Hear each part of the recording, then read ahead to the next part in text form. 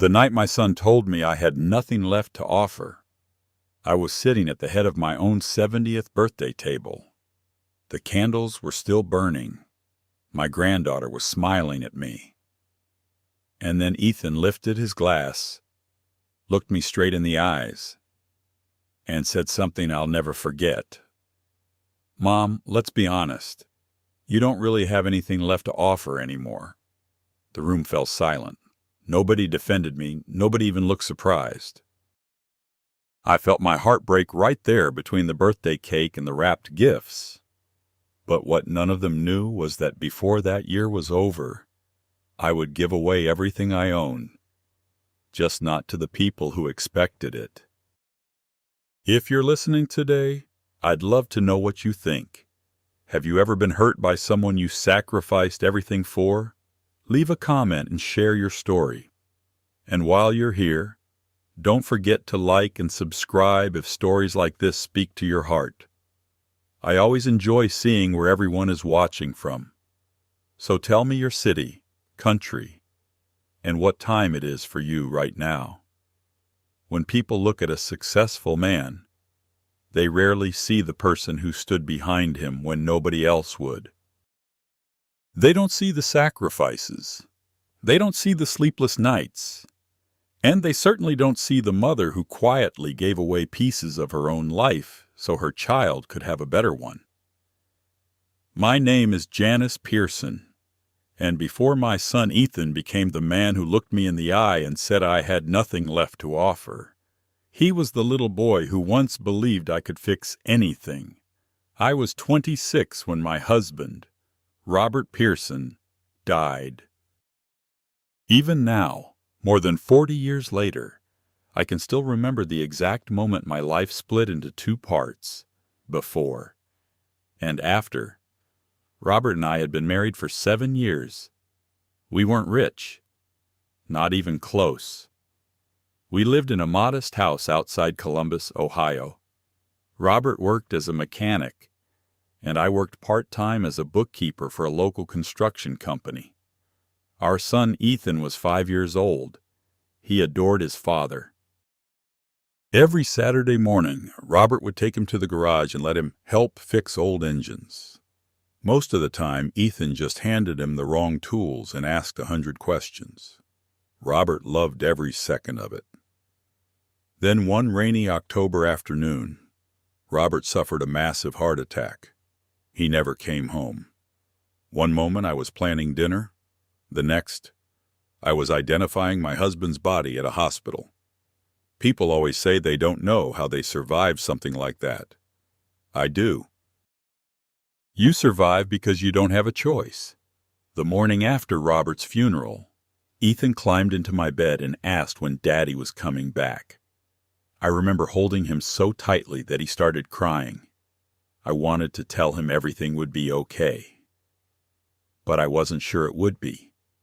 For the first year after Robert died, I lived in constant fear. Fear of losing the house, fear of not paying bills, fear of failing my son.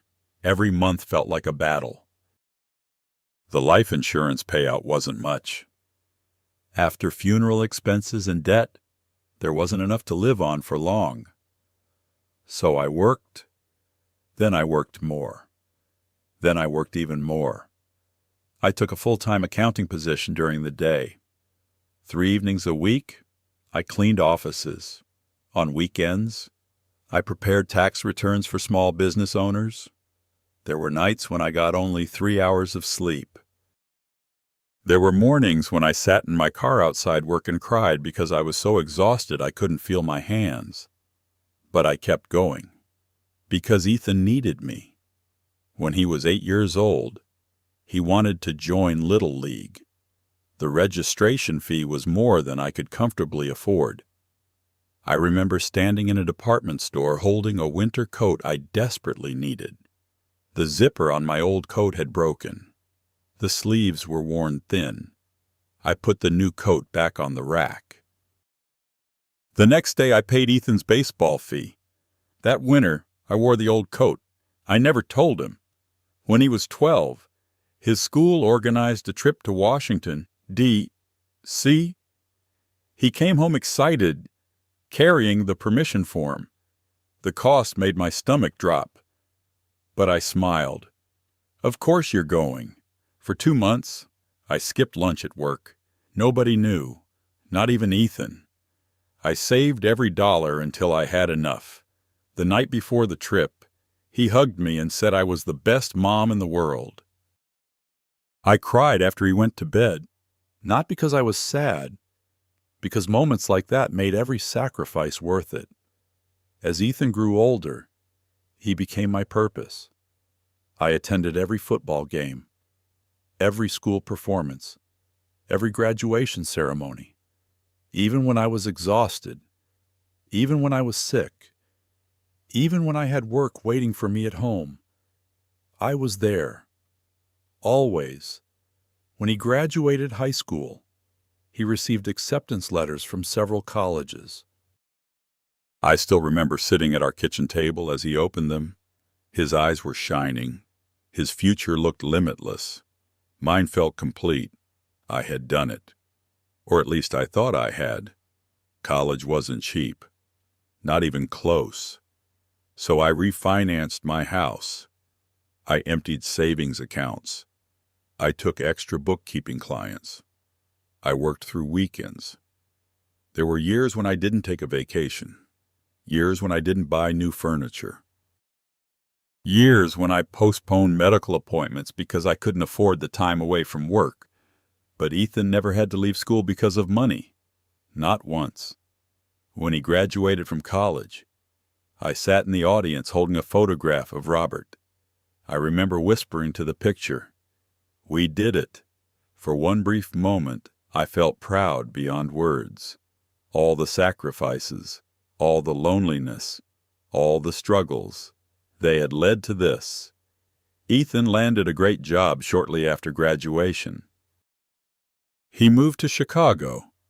Then a few years later, he moved back to Ohio and started working in real estate. His career took off quickly. He was smart, charismatic, ambitious, everything I had hoped for. When he bought his first home, he invited me over. I walked through every room smiling like an idiot. Not because the house was beautiful, because my son had built a life. A real life. The kind of life Robert and I had dreamed about when Ethan was still sleeping in a crib.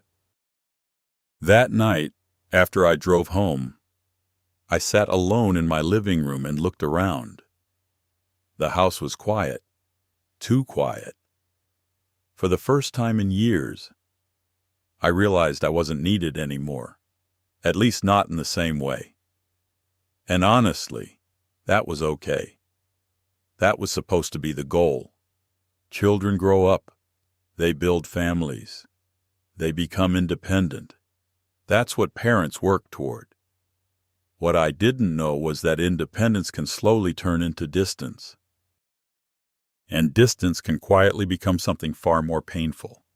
Back then, I ignored the small signs, the missed phone calls, the forgotten birthdays, the canceled visits. I told myself Ethan was busy. Successful people are busy. Young families are busy. Life gets complicated. I made excuses for him because that's what mothers do. We protect our children, even from the truth. If someone had told me then that one day my son would measure my worth by what I owned, I would have laughed. I would have defended him. I would have said they didn't know my Ethan. But the truth was already beginning to unfold. I just couldn't see it yet. And before long, the little boy who once thought I could do anything would start asking questions that had nothing to do with my health, my happiness, or my life. Questions about my house, questions about my savings, questions about what would happen after I was gone. At first, they seemed innocent. Then they became something else. And looking back now, I realized that was the moment everything truly began to change. The first time Ethan asked about my will, I didn't think much of it. Honestly, I probably should have. Looking back now, that conversation feels like the first crack in a foundation that would eventually collapse. At the time, though, I was simply happy to be spending an afternoon with my son. It was a Sunday in early spring. The dogwoods were blooming outside my kitchen window, and Ethan had stopped by for lunch after church. He had brought Melissa and Ava with him. Ava was 9 years old then. Bright, funny, curious about everything. She reminded me so much of Ethan when he was young that sometimes it hurt. We sat around the kitchen table eating chicken salad sandwiches and talking about ordinary things. School, work, the weather. Then Ethan casually asked, "Mom, have you ever updated your estate planning documents?" I laughed. "That's quite a serious topic for lunch." He smiled, but something about the smile felt rehearsed. "Melissa and I were just talking about how important it is for families to have everything organized." Melissa nodded immediately. "Oh, absolutely. You never know what can happen." At the time, I saw it as concern. Responsible adulthood. Nothing more. I told them I already had a will. Daniel Brooks, the attorney who had handled Robert's estate years earlier, had helped me create one. That seemed to satisfy them, at least for the moment. A few months later, Ethan brought it up again. Then again, and again. The questions became more specific. Did I still own the lake house? How much was it worth now? Was there a mortgage balance? Had I considered transferring property while I was alive? Did I know how much capital gains taxes might affect future inheritance? The conversations always sounded practical, reasonable, but over time, something started bothering me. Ethan never asked those questions after asking how I was doing. He asked them instead of asking how I was doing. One evening I realized we had spent almost 40 minutes on the phone discussing property taxes. Not once had he asked how my doctor's appointment went. Not once had he asked if I was lonely. Not once had he asked whether I needed anything. When I hung up, I stared at the phone in my hand for a long time. An uncomfortable feeling settled in my chest. I tried to ignore it. Mothers are experts at ignoring things that hurt. A year later, Ethan and Melissa purchased a much larger house. It was beautiful. 5 bedrooms, a finished basement, a large backyard, the kind of home you see in real estate magazines. I was genuinely happy for them, but I couldn't help noticing that they seemed more stressed than before. Especially Melissa. Every conversation somehow returned to money, property values, interest rates, investments, monthly expenses, private school tuition, vacation costs, home renovations. At first, I assumed they were simply adjusting to a bigger lifestyle. Then little comments started slipping out, comments that made me uncomfortable. One evening during dinner at their house, Melissa looked around the room and sighed dramatically. Everything costs so much these days. I nodded sympathetically. It certainly does. She glanced at Ethan. Sometimes I wish families passed things down sooner instead of waiting until it's too late to enjoy them. The comment seemed oddly specific. I wasn't sure how to respond. Ethan quickly changed the subject. But the feeling lingered. Months later, another conversation left me unsettled. I had invited the family over for Thanksgiving. After dinner, while Ava helped me clear plates, Ethan wandered into my home office. When I walked in, I found him studying a framed photograph of the lake house. The lake house had been Robert's dream. Years before his death, we had purchased a small property on Lake Logan. Nothing extravagant, just a quiet place where we could escape on weekends. After Robert passed away, I kept it, not because it was valuable, because it held memories, some of the happiest memories of my life. Ethan stared at the photograph. That place has probably doubled in value. I smiled. Maybe. You ever think about selling it? Not really. He shrugged. Seems like a waste just sitting there. The word hit me harder than it should have. Waste. I thought about Robert teaching Ethan how to fish from the dock. I thought about family barbecues, summer sunsets, Christmas weekends. How could those memories be a waste? I forced a smile. It's worth more to me than money. Ethan didn't answer. He simply nodded and walked away. For the first time, I felt a strange distance between us. Not physical distance, something deeper, something emotional. Like we were standing on opposite sides of a river that kept getting wider. As the years passed, the visits became less frequent. Birthdays were often celebrated late. Phone calls became shorter. Texts replaced conversations. I noticed that I was usually the one reaching out first, the one making plans, the one trying to stay connected. Sometimes days would pass before Ethan returned a message, then weeks. Meanwhile, social media showed a different story. Family vacations, dinner parties, golf outings, weekend getaways. He had time for many things, just not much time for me. I kept making excuses. He's busy. He's stressed. He's raising a family. He's building a career. But deep down, I knew something had changed. One afternoon, I experienced a small health scare. Nothing serious. A dizzy spell that sent me to urgent care. The doctors determined it was dehydration. I was fine. Still, it had frightened me. I called Ethan afterward. The conversation lasted less than 3 minutes. He sounded distracted. Before hanging up, he asked if I had considered downsizing my house. I remember sitting in my kitchen afterward feeling strangely empty. Not because of the question itself, because of the timing. I had just told him I was sitting in a medical clinic. And somehow we ended up discussing real estate. That night I cried, not dramatically, not loudly, just quietly. The kind of tears that come when you're finally forced to acknowledge something you've been avoiding. My son was drifting away, and I didn't know how to stop it.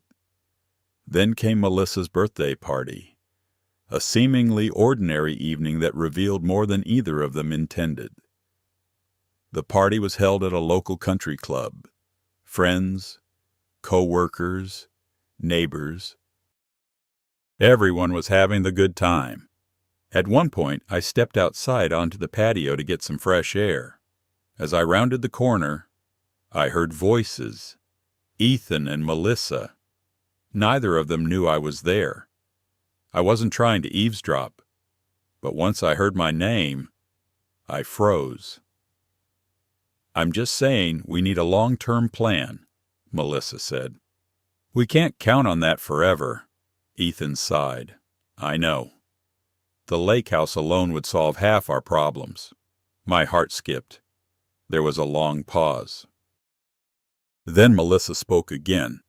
Eventually it's all coming to us anyway. Eventually. The word echoed in my head. Eventually. As though my life had become a future financial event. As though I were no longer a person. Just an asset waiting to be transferred. I quietly walked away before they saw me. I sat in my car for nearly 20 minutes afterward, trying to convince myself I had misunderstood, trying to believe there was another explanation. But deep down, I already knew. The conversations, the questions, the growing interest in my finances, the declining interest in me, the pattern was becoming impossible to ignore. Still, even then, I wasn't ready to face the truth completely, because admitting the truth meant admitting something every mother fears, that the child you gave everything for might no longer see you as a mother, only as an opportunity. And unfortunately, the worst was still ahead. Because Ethan and Melissa weren't just talking about my property anymore. They were already making plans. Plans I wouldn't discover until my 70th birthday. The birthday that would change everything. My 70th birthday arrived on a warm Saturday in June. For weeks, Ethan had been telling me not to make any plans. "We've got everything covered, Mom," he said. Melissa had echoed the same thing. "You're turning 70. That's a big milestone." I won't lie. I was excited. Not because I needed a party. At my age, birthdays become less about presents and more about people. I wasn't looking forward to gifts. I was looking forward to feeling loved. Looking forward to having my family together. Looking forward to one evening where I wasn't simply an obligation squeezed between everyone's schedules. The celebration was held at Ethan and Melissa's house. When I arrived, colorful decorations covered the backyard. A banner stretched across the patio. Friends and relatives filled folding chairs beneath white tents. Music played softly in the background. For a moment, I felt overwhelmed. In a good way. Maybe I had been wrong. Maybe all my worries over the past few years had been nothing more than loneliness making me overly sensitive. Maybe Ethan really did care more than I realized. The moment Ava saw me, she came running. "Grandma." She threw her arms around me so hard I nearly lost my balance. I laughed. "Easy there." "You look beautiful." "You're supposed to say that. You're my granddaughter." "I'm serious." For the first time that day, I felt genuinely happy. Ava still looked at me the same way she always had. Not as an aging woman. Not as a future inheritance. Just Grandma. The party began beautifully. People shared stories. Old friends reminisced. Several former co-workers surprised me by attending. Even Ethan seemed relaxed. He gave a short toast thanking everyone for coming. Melissa smiled beside him. Everything appeared normal. But as dinner approached, I started noticing little things. Whispers. Private conversations. Quick glances between Ethan and Melissa. Every time I caught them looking my way, they immediately looked elsewhere. An uneasy feeling settled in my stomach. I tried to ignore it. Then dinner was served. We all gathered around several large tables arranged beneath the tent. The sun was beginning to set. Golden light filtered through the trees. It should have been a perfect evening. Halfway through dinner, Melissa stood up holding a wine glass. "I'd like to say a few words." Everyone turned toward her. She smiled warmly. "Janice, you've built an incredible life." Polite applause followed. "You've always been responsible, organized, thoughtful." Something about her tone felt unusual, like she was leading toward something. I noticed Ethan watching her carefully. Melissa continued. "And one thing I've always admired about you is how much planning you've done for the future." The conversation around the table grew quieter. My stomach tightened. Future. There was that word again. She looked directly at me. Not everyone has the courage to make difficult decisions while they're still able. I forced a smile. "I'm not sure where this is going." A few people laughed. Melissa laughed too. But it sounded nervous. Then Ethan stood up. Actually, Mom, there's something we'd like to discuss. The air seemed to change instantly. You know those moments when every instinct in your body suddenly tells you something is wrong? This was one of them. I looked from Ethan to Melissa. Neither appeared relaxed anymore. Both looked prepared, rehearsed, like they'd practiced this conversation beforehand. My pulse quickened. "What is it?" Ethan reached beneath the table. When he brought his hand back up, he was holding a manila folder. My heart sank. I didn't know what was inside, but I already knew I wasn't going to like it. "Mom, we've been thinking about the lake house." There it was. The lake house. Even on my birthday. Even in front of dozens of guests. The lake house. I heard a few relatives shift uncomfortably in their seats. Apparently, I wasn't the only person sensing danger. I kept my voice calm. "What about it?" Ethan opened the folder. "We've been talking to a financial planner," Melissa nodded. "And honestly, it just makes sense." "Makes sense for what?" Ethan slid several papers across the table toward me. At first, I didn't understand what I was seeing. Then the words registered. Property transfer documents. Legal paperwork. Prepared in advance. My hands began to shake. The realization hit me like a punch to the chest. This wasn't a conversation. This wasn't a suggestion. They had already decided. They simply expected me to sign right there. At my own birthday party, in front of everyone. The humiliation was immediate. I slowly looked up. "Are you serious?" Ethan leaned forward. "Mom, just hear us out." "No." My voice came out quieter than I intended. "No, Ethan, you hear me out." The entire table had fallen silent.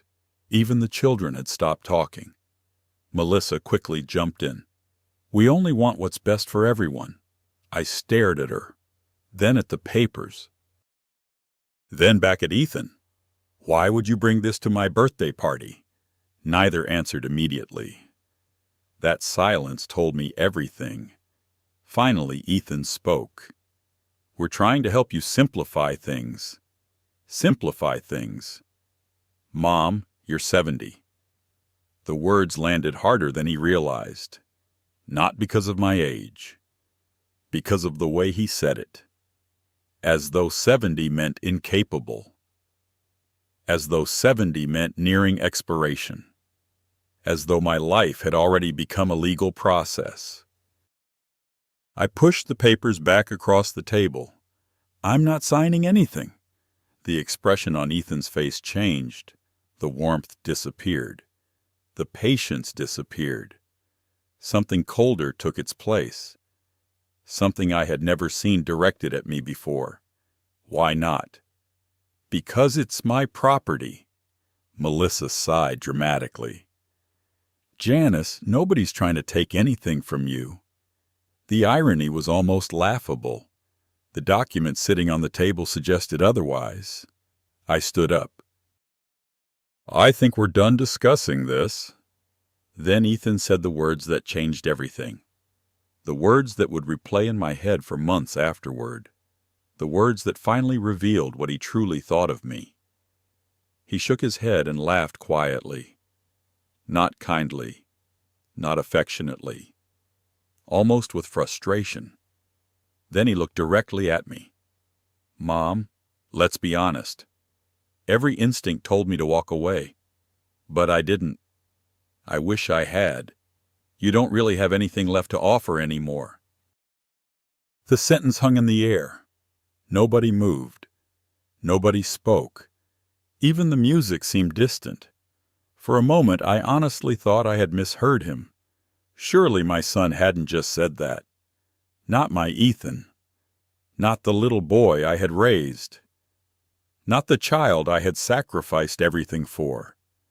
But the expression on his face told me I had heard correctly. He wasn't angry. He wasn't emotional. He believed it. That's what hurt the most. He truly believed it. My throat tightened. I looked around the table.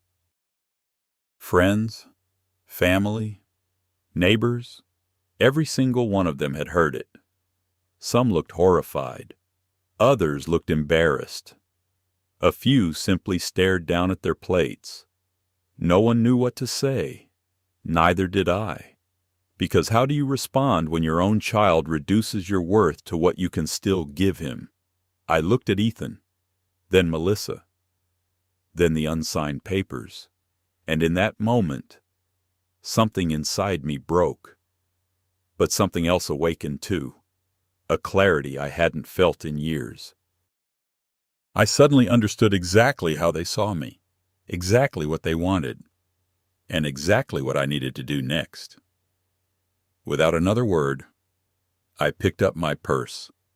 Ava stood abruptly. "Grandma," I forced a smile for her. Only for her.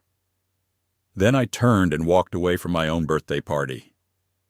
Behind me, I could hear voices beginning to rise. Confused conversations, arguments, questions. But I didn't stop, because for the first time, I wasn't thinking about what Ethan wanted. I was thinking about what I needed. And before the night was over, my body would finally reveal just how much pain I had been carrying. I don't remember much about the drive home from my birthday party, only fragments. The blur of streetlights, the sound of my own breathing, the way Ethan's words kept repeating inside my head like a broken record. "You don't really have anything left to offer anymore." Every few minutes, I would grip the steering wheel tighter, then loosen my grip, then tighten it again.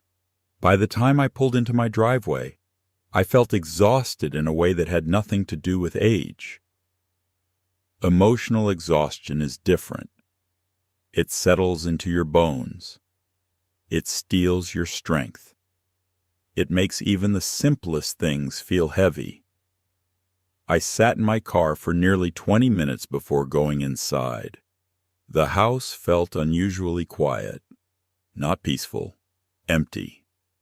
I placed my purse on the kitchen counter and stared out the window toward the backyard. For years, this house had been my safe place, the place where Ethan had taken his first steps, the place where Robert and I had built our life, the place where every sacrifice had felt worthwhile. Now it felt different, as though the walls themselves had witnessed something heartbreaking. I made myself a cup of tea. I never drank it.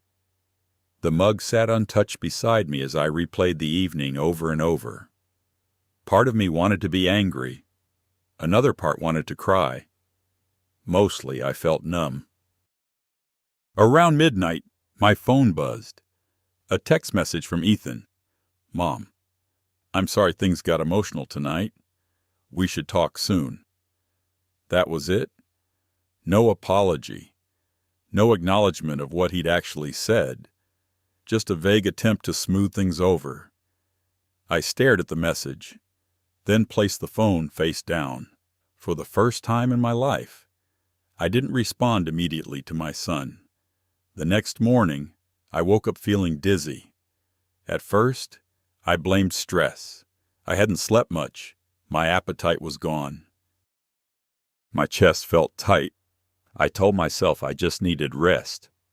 Instead, the dizziness got worse. By afternoon, I was struggling to stay steady on my feet. The room seemed to tilt every time I stood up. Eventually, my neighbor Carol insisted on taking me to the emergency room. "I'm fine," I argued. She crossed her arms. "No, you're stubborn."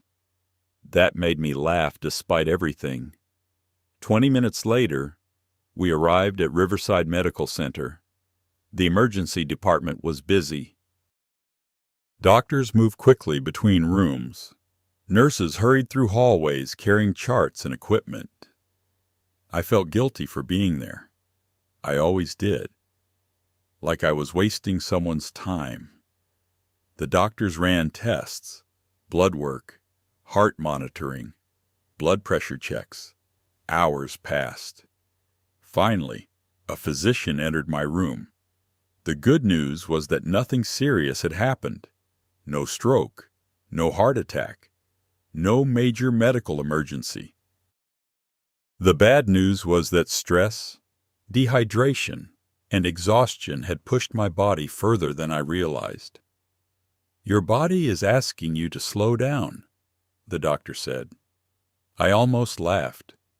At 70 years old, my body had apparently found a more direct way to communicate than I ever had. I spent the night under observation. That's when I met Grace Mitchell. At first, she was simply the nurse assigned to my room. She looked to be in her early 30s, kind eyes, dark brown hair pulled into a practical ponytail, the sort of smile that immediately put people at ease. Unlike many healthcare workers who seemed rushed, Grace somehow always found time to sit for a minute and actually listen. The first time she entered my room, she noticed I was staring out the window. "Tough day," she asked gently. I laughed.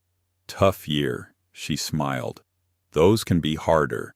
Something about her honesty surprised me. Most people would have offered some polite response. Grace didn't. She understood that some wounds aren't physical.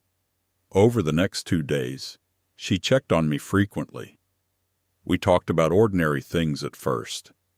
Books, movies, Ohio weather, the terrible hospital coffee. Little by little, we started talking about our lives. I learned that Grace was raising her 10-year-old son alone. His name was Tyler. She worked long shifts, picked up overtime whenever she could, and somehow still managed to show up for school events, baseball games, and parent meetings. Listening to her felt strangely familiar. I recognized the exhaustion behind her smile, the determination, the constant balancing act. Because decades earlier, I had been living that same life. One afternoon, I found myself asking a question. "Do you ever get tired?" Grace laughed immediately. "Every single day. I mean really tired." Her expression softened. "I know what you mean." For a moment, neither of us spoke. Then she added quietly, "But when you're responsible for someone else's future, you keep going." The words hit me harder than she realized, because that had been my entire life. I studied her face, the dark circles beneath her eyes, the fatigue she tried to hide, the quiet strength she carried. And suddenly, I felt an enormous amount of respect for this young woman. The next day, she brought me a fresh blanket after noticing I looked cold. It was a small gesture, nothing extraordinary, but after months of feeling invisible, it felt significant. She noticed things, not because she wanted something, because she genuinely cared. That realization stirred something inside me. I couldn't remember the last time Ethan had noticed whether I was cold, or tired, or lonely. The comparison hurt more than I wanted to admit. On my 3rd day in the hospital, Grace and I were talking about family when something unexpected happened. She mentioned growing up in a small town outside Columbus. That immediately caught my attention. So did my husband. Her eyes widened. "Really?" I nodded. "What was his name?" "Robert Pearson." For a moment, she simply stared at me. Then her entire expression changed. "Wait," I frowned. "What is it?" Grace sat down slowly. "You mean Robert Pearson, who owned a little auto repair shop years ago?" My heart skipped. "Yes." "Oh my goodness." She looked genuinely shocked. For several seconds, she seemed almost speechless. Finally, she smiled. "I can't believe this." "What?" She shook her head. "When I was a little girl, my mother couldn't afford repairs on our car." I listened quietly. "She was a single mom. We were struggling. One winter, our car broke down completely." Something about the story felt familiar. Grace continued. "We couldn't pay the repair bill." Her eyes grew emotional. "Your husband fixed the entire car for free." I stared at her. "What?" She nodded. "My mom never forgot it. Neither did I." Suddenly I remembered. Robert had told me that story decades ago. A young mother. A broken-down car. A frightened little girl sitting in the waiting area.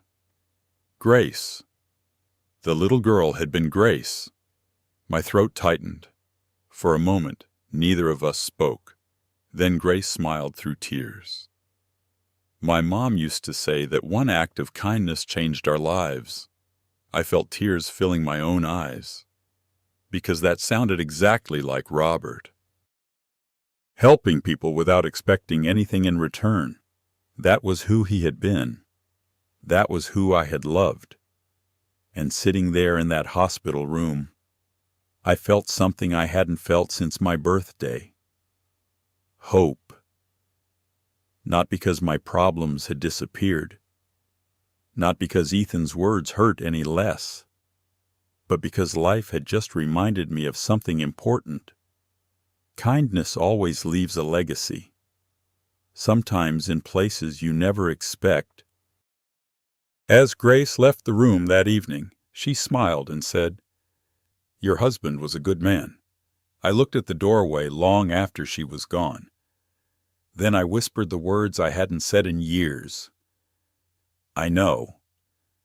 What I didn't know yet was that Grace's appearance in my life wasn't an accident. And before long, she would become part of a decision that would change everything. When I left the hospital 3 days later, I felt physically better. Emotionally, I was still carrying a storm inside me. Grace walked me to the front entrance before her shift ended. The afternoon sun was warm. Patients and visitors moved in and out of the building. Life continued as though nothing had changed. But something had changed. Inside me. For the first time in months, maybe years, I was beginning to see my situation clearly. Not through the eyes of a mother desperate to protect her son. Not through the lens of denial. Through reality. Grace hugged me before I left. "Promise you'll take care of yourself." I smiled. "I'll try." "No." She pointed playfully. "Promise." I laughed. "Okay, I promise." As Carol drove me home, I found myself thinking about Robert, about the story Grace had told me, about kindness, about legacy, about what we leave behind. By the time I arrived home, a question had settled into my mind. What exactly was I leaving behind? And more importantly, who was I leaving it to? That question followed me for days. A week after leaving the hospital, I called Daniel Brooks. Daniel had been our family attorney for over 30 years. He was one of the few people still alive who remembered Robert well. When his receptionist answered, she immediately recognized my voice. "Janice, it's been too long." "It has." "Daniel will be happy to hear from you." 2 days later, I found myself sitting in Daniel's office. Not much had changed. The same wooden shelves, the same framed diplomas, the same old clock ticking quietly against the wall. Daniel himself looked older. Of course, so did I. But his eyes still carried the same sharp intelligence I remembered. He stood when I entered. Janice Pearson. He smiled warmly. "It's good to see you." We spent a few minutes catching up, talking about health, retirement, life. Then he noticed my expression. The smile faded. What happened? I hadn't planned on telling him everything. But once I started talking, the words came pouring out. The birthday party, the paperwork, Ethan's comments, the hospital, all of it. Daniel listened without interrupting. When I finally finished, he leaned back in his chair. For several moments, he said nothing. Then he sighed. I've been worried this might happen. That surprised me. What do you mean? Daniel folded his hands together. Over the last few years, Ethan has contacted my office several times. I blinked. He has? Daniel nodded. He asked questions about estate planning. A cold feeling settled in my stomach. He did. Yes? Without telling me. Yes. I stared at him. Suddenly, several pieces of the puzzle began fitting together. All those conversations, all those questions, the increasing focus on inheritance, the property discussions. It hadn't been random. It had been building for years. Daniel seemed hesitant. Then he continued, Janice, there's something else you should know. I braced myself. Ethan always seemed particularly interested in the value of your assets. My heart sank. Not your well-being, not your wishes, your assets. The distinction hurt, more than I expected. Daniel reached for a folder. Before we discuss anything else, I think you need a clear picture of your financial situation. I frowned. I already know my finances. He smiled gently. No, Janice, I don't think you do. That got my attention. He opened several documents. Spreadsheets, property evaluations, investment reports, retirement projections, pages and pages of information. At first, I didn't understand why he was showing me any of it. Then he began explaining, and my jaw nearly hit the floor. The lake house alone had increased dramatically in value. The land Robert had purchased decades earlier had become highly desirable. Development in the surrounding area had pushed property prices upward, far upward. The modest investment accounts I'd nearly forgotten about had performed extremely well. My retirement portfolio had grown steadily for years. There were dividends, interest earnings, appreciation, insurance policies, assets I rarely thought about anymore. The more Daniel explained, the more shocked I became. I wasn't wealthy in the billionaire sense, not even close. But I was far more financially secure than I had realized. Much more. When Daniel finally finished, I stared at him. Are you telling me? He smiled. You're worth considerably more than you think. I sat silently, trying to process everything. For years, I had lived carefully, modestly, almost as though I were still the struggling widow working 3 jobs. Meanwhile, my financial reality had quietly changed. Daniel closed the folder. The important thing isn't how much you have. Then what is it? It's who you want it to benefit. That question lingered. Who did I want it to benefit? The obvious answer should have been Ethan, my only child, my son, the boy I had sacrificed everything for. Yet for the first time in my life, I hesitated. Not because I stopped loving him. I never could. But because love and trust are not the same thing, and trust was becoming difficult. Daniel seemed to read my thoughts. You don't have to make any decisions today. I know. But I think it's time you start asking yourself what kind of legacy you want. Legacy. There was that word again. After leaving his office, I drove directly to the lake house. I hadn't visited in months. The moment I arrived, memories flooded back. Robert standing on the dock, Ethan learning to fish, summer barbecues, family laughter, sunsets over the water. The place still felt sacred, still felt alive. I sat on the porch for hours, thinking, remembering, questioning, and slowly, another realization emerged. Throughout my life, every major decision had revolved around taking care of someone else. Robert, Ethan, family, responsibilities, needs, expectations. I couldn't remember the last time I'd asked myself a simple question. What do I want? Not what others expected, not what others needed. What did I want? The answer surprised me. I wanted my life's work to matter. I wanted my sacrifices to create something meaningful. I wanted what Robert and I had built together to help people who genuinely appreciated it, people who needed it, people who would use it to create better lives.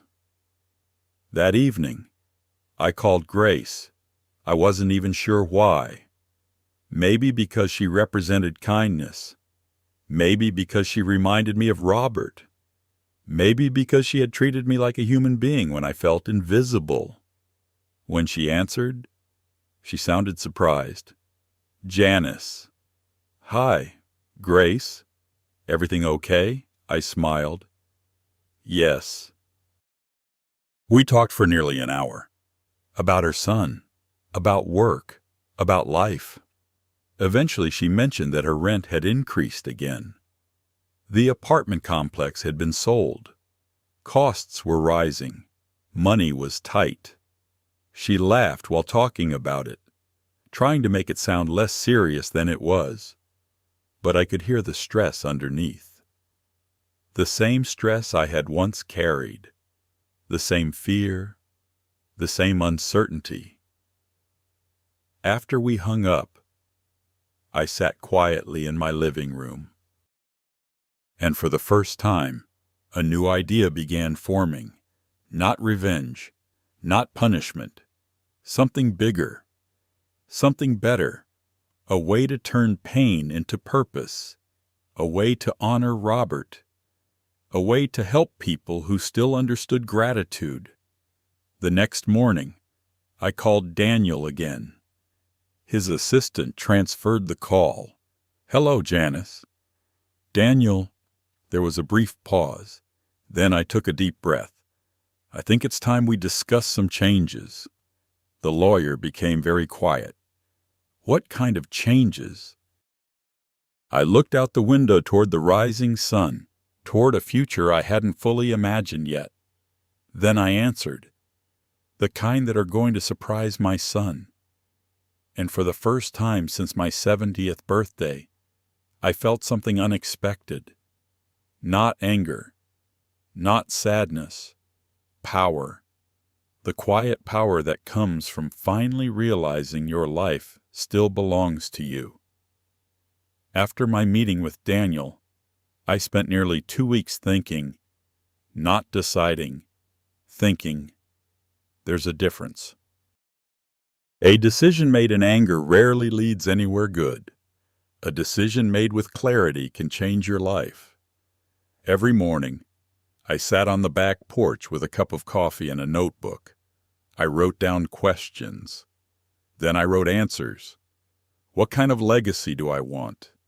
Who truly values relationships over money? What would Robert think? The last question haunted me most, because I already knew the answer. Robert had always believed that character mattered more than blood. He used to say something that irritated Ethan when he was younger. Family is important, but being a good person is even more important. At the time, Ethan would roll his eyes. Now those words seemed almost prophetic. One afternoon, Daniel called. I've started preparing several options. I knew exactly what he meant. Changes to my estate. Changes to my future, changes that would eventually shock Ethan. But before I finalized anything, there was one thing I needed: certainty. I needed to know whether there was still a piece of my son that cared about me. Not my house, not my money. Me. A few days later, I called him. He answered on the third ring. "Hey, Mom." His voice sounded cheerful, almost normal, as though nothing significant had happened at my birthday party, as though he hadn't shattered something inside me. "Hi, Ethan. How are you feeling?" The question surprised me. Maybe there was hope after all. "I've been better." "I'm glad you're out of the hospital." For a moment, I felt guilty for doubting him. Then the conversation continued. "I've actually been struggling a little." That part wasn't entirely a lie. I could use some help around the house. There was a brief silence. Help with what? Just a few things. I deliberately kept my voice soft. The yard, some repairs, maybe a few errands. Another pause. Longer this time. Then came the first excuse. "Work has been crazy lately." I nodded even though he couldn't see me. "I understand. I've barely had a free weekend." Of course. Busy. The same explanation I'd heard for years. I decided to give him another opportunity. "What about next week?" "Melissa and I are taking a short trip." "How about after that?" "I'm not sure." I closed my eyes. There it was. Not cruelty. Not outright rejection. Something almost worse. Indifference. The kind of indifference that quietly tells you exactly where you rank in someone's priorities. Still, I wasn't finished. Not yet. "I've been feeling lonely." The words came out more honestly than I intended. Silence. For a brief moment, I thought I heard genuine concern. Then Ethan sighed. "Mom, maybe it's time you think about simplifying things." My stomach tightened. There it was again. Simplifying. The code word. The word that always appeared before conversations about my property. "What do you mean?" "You know." He hesitated. "Maybe downsizing." I stared out the window. "I see. You don't need a house that big anymore." There was concern in his voice, but not concern for me. Concern for logistics, assets, future planning. The conversation continued for another 10 minutes, and somehow, despite my health scare, despite my loneliness, despite my request for help, we ended up discussing real estate. Again. When the call finally ended, I sat quietly for a long time. Then I cried. Not because I was surprised, because I wasn't. The test had confirmed what my heart already knew. My son cared, just not in the way a mother hopes. A few days later, something unexpected happened. My phone rang just after dinner. The caller ID showed Ava. I immediately smiled. "Hello, sweetheart." "Hi, Grandma." Something sounded different. Her voice was quieter than usual. "Everything okay?" There was hesitation. Then she said something that made my pulse quicken. "Can I tell you something?" "Of course." Another pause. "I don't think you're going to like it." I sat up straighter. "What is it?" For several seconds, I heard nothing. Then Ava whispered, "I heard Mom and Dad talking." My stomach dropped. Children notice far more than adults realize. What were they talking about? They didn't know I was upstairs.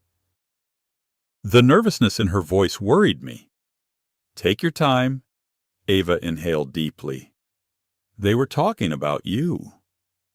I felt a cold sensation spread through my chest. What exactly did they say? "They were talking about your house." Of course they were. I almost wasn't surprised anymore. Then Ava continued. And suddenly, everything became much worse. Mom said it would be easier if you moved somewhere else. My grip tightened around the phone. Somewhere else. Like a senior living place. For a moment, I couldn't speak. I simply stared at the wall. Senior living. Not because I needed it. Not because I wanted it. Because it would be easier. Easier for whom? Certainly not for me. Ava continued speaking softly. I don't think they meant for me to hear. What else did they say? The answer arrived slowly, reluctantly. They were talking about selling your house. My heart sank. Not after I died. Not someday in the future. Now. As though it were already theirs. As though decisions had already been made. As though my wishes didn't matter. I felt physically ill. Yet Ava wasn't finished. Grandma. Yes. I think Dad is different when Mom isn't around. That surprised me. What do you mean? She hesitated. I think he knows some of this is wrong. The statement lingered. For the first time, I considered the possibility that Melissa's influence might be stronger than I'd realized. Not that Ethan was innocent, far from it, but perhaps there were layers I didn't fully understand. Still, intentions matter less than actions. And Ethan's actions had spoken loudly. Ava's voice cracked slightly. I'm sorry. My heart broke. Sweetheart, none of this is your fault. I should have told you sooner. No. I wiped tears from my eyes. You don't have to carry adult problems. I just didn't want them to hurt you. That did it. The tears came immediately. Not because of Ethan. Not because of Melissa. Because a 15-year-old girl had shown me more compassion than 2 adults. Ava. Yeah. I love you. I love you too, Grandma. After we hung up, I sat alone in my living room. The house was silent, but my mind wasn't. The pieces were finally coming together. The property discussions, the pressure, the paperwork, the birthday humiliation, the plans for assisted living, the conversations about selling my home. This wasn't concern. This wasn't planning. This was entitlement. And once I allowed myself to see it clearly, something remarkable happened. The guilt disappeared. For weeks, I had felt guilty for considering changes to my estate. Guilty for questioning my son. Guilty for protecting myself. Now that guilt evaporated. Because protecting yourself from exploitation isn't cruelty. It's wisdom. The following morning, I called Daniel again. When he answered, he immediately sensed something had changed. Janice. I've made my decision. His tone became serious. Are you sure? I looked around my home, at the photographs, at Robert's picture, at the life we'd built, and for the first time in months, my voice didn't shake. Yes. What changed? I thought about Ava, about the hospital, about Gray, about everything. Then I answered honestly. I finally stopped making excuses. Daniel was quiet for several seconds. Then he spoke. All right. What happens now? Now. Such a simple word, and yet it carried the weight of an entirely new future. Daniel cleared his throat. Now we begin building the legacy you actually want. As I ended the call, I felt something unfamiliar. Not sadness, not anger, determination. Because for the first time since my son had looked at me and declared I had nothing left to offer, I knew exactly what I still had to give. The only difference was that Ethan was no longer at the center of that future. The morning after I told Daniel I had made my decision, I woke up feeling strangely calm. Not happy, not relieved, just calm. For months, maybe even years, I had been carrying a weight I couldn't fully identify. A mixture of guilt, obligation, disappointment, and fear. Now that weight felt lighter, not gone, but lighter. Because uncertainty had finally been replaced by purpose. I poured myself a cup of coffee and sat at the kitchen table where Ethan had once done his homework. The sunlight streamed through the window. For the first time in a long while, I wasn't thinking about what my son might do next. I was thinking about what I wanted to do next. That afternoon, I met Daniel at his office. This meeting felt different from the previous ones. Less emotional, more practical. Daniel placed several folders on the conference table. We have options. I nodded. What kind of options? He opened the first folder. You can revise your will. Then another. You can establish charitable trusts. Another. You can create scholarship funds. Another. You can set up nonprofit foundations. The possibilities were far greater than I had imagined. For nearly 2 hours, Daniel explained various structures and legal protections. At first, the information felt overwhelming. Then something began to emerge. A vision, not a revenge plan. Not a punishment. A purpose. When Daniel finally paused, he looked at me carefully.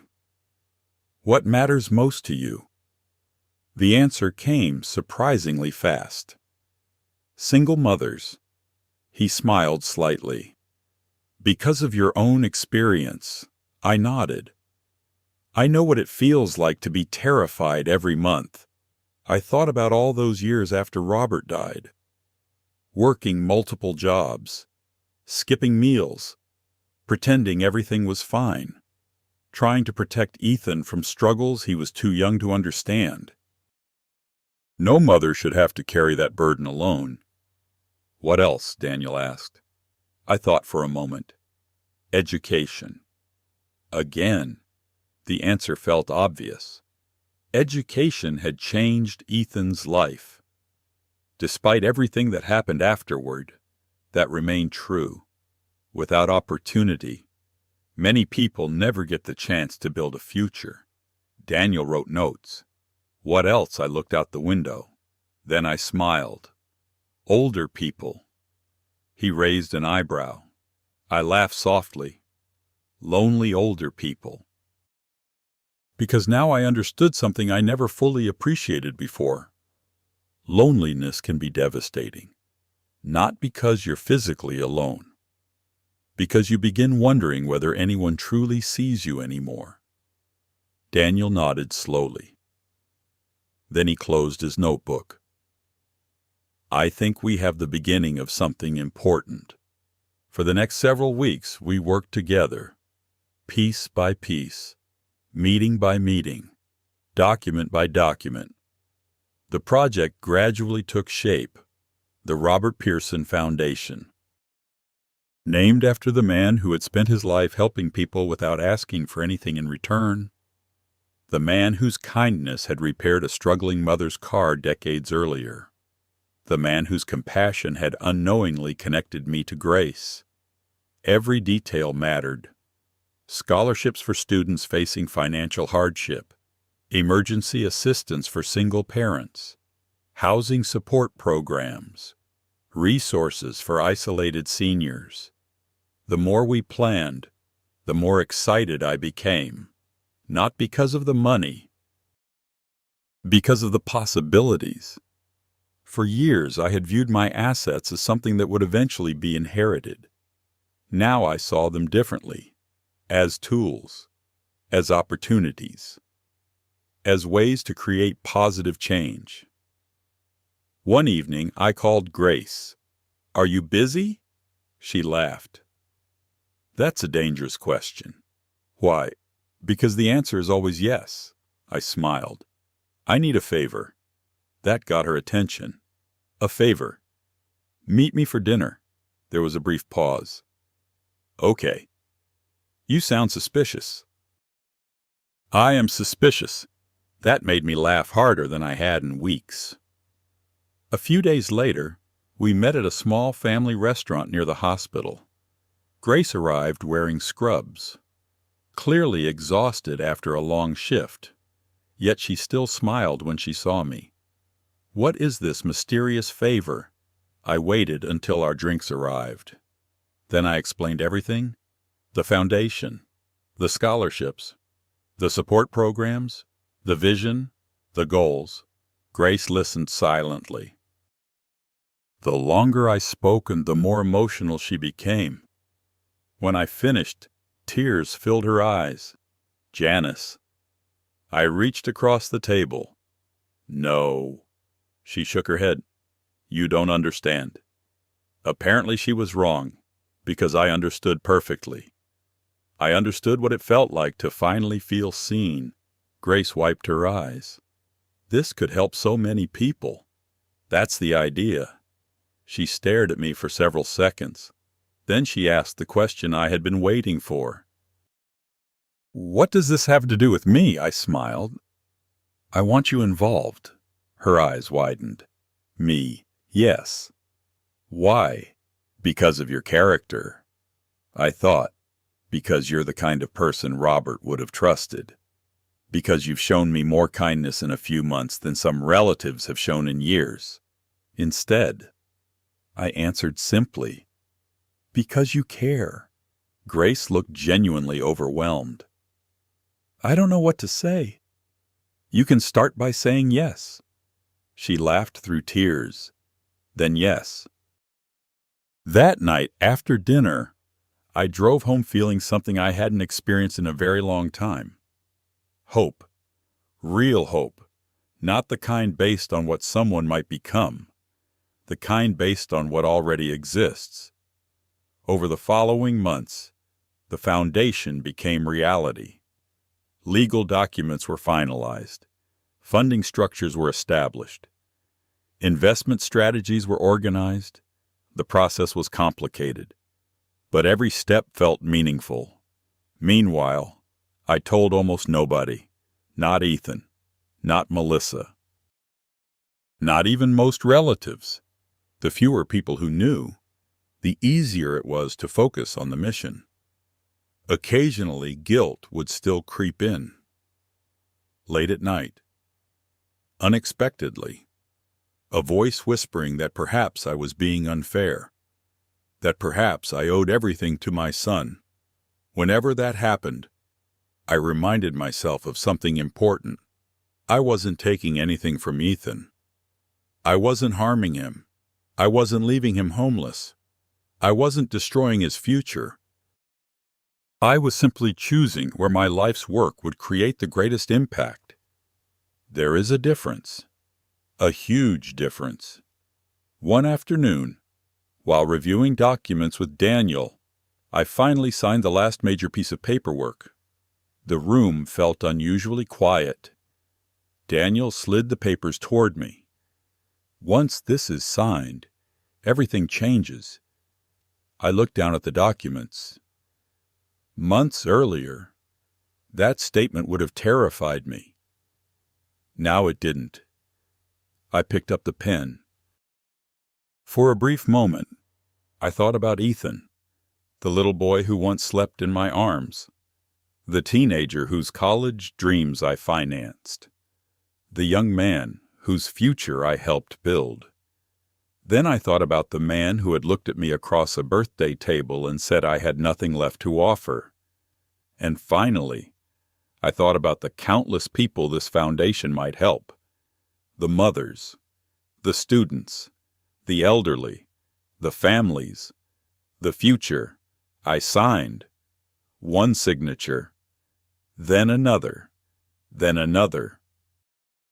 When it was finished, Daniel smiled. Congratulations, I laughed softly. Most people don't congratulate someone for giving away a fortune. No. He leaned back. But most people don't discover a new purpose at 70. That stayed with me. A new purpose. Because that's exactly what this felt like. Not an ending. A beginning. As I walked out of Daniel's office that afternoon, I felt lighter than I had in years. For the first time, my future wasn't centered around protecting what I owned. It was centered around what I could create. What I didn't know was that the calm wouldn't last forever. Because eventually Ethan was going to discover what I'd done. And when he did, the reaction would be far worse than anyone expected. For almost 3 months after signing the foundation documents, life remained surprisingly peaceful. Too peaceful. Part of me knew the silence wouldn't last. Secrets rarely stay hidden forever, especially when money is involved. Still, I enjoyed the calm while I could. The Robert Pearson Foundation was moving forward. Daniel and his team handled legal matters. Grace helped shape several outreach programs. The first scholarship applications were being drafted. For the first time in years, I woke up excited about the future. Not my future, other people's futures. And there was something deeply satisfying about that. Meanwhile, Ethan's contact remained inconsistent. Some weeks he called, some weeks he didn't.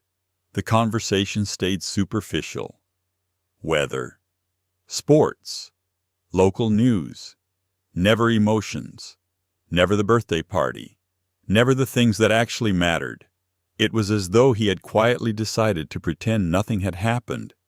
And honestly, I let him, at least for a while. Then everything changed on a Tuesday afternoon. I was watering flowers in my backyard when my phone rang. Ethan. I smiled slightly. Maybe he was finally ready to talk. The moment I answered, I realized how wrong I was. Mom. His voice was sharp, cold, angry. Immediately, my stomach tightened. Ethan. What did you do? No greeting. No concern. No small talk. Just accusation. I slowly set down the watering can. What are you talking about? You know exactly what I'm talking about. My heart sank. He knew. Somehow he knew. I sat down on a patio chair. Ethan. No. He cut me off. I want answers. The fury in his voice shocked me. For a brief moment, I heard not a son, but a man who believed something valuable had been taken from him. A man who felt entitled. How did you find out? I asked quietly. There was a long pause. Then he answered. I called Daniel. Of course. The realization made perfect sense. Ethan had probably contacted Daniel expecting updates regarding estate planning. Instead, he'd discovered something very different. Something he never imagined. My will had changed. Significantly. The foundation existed.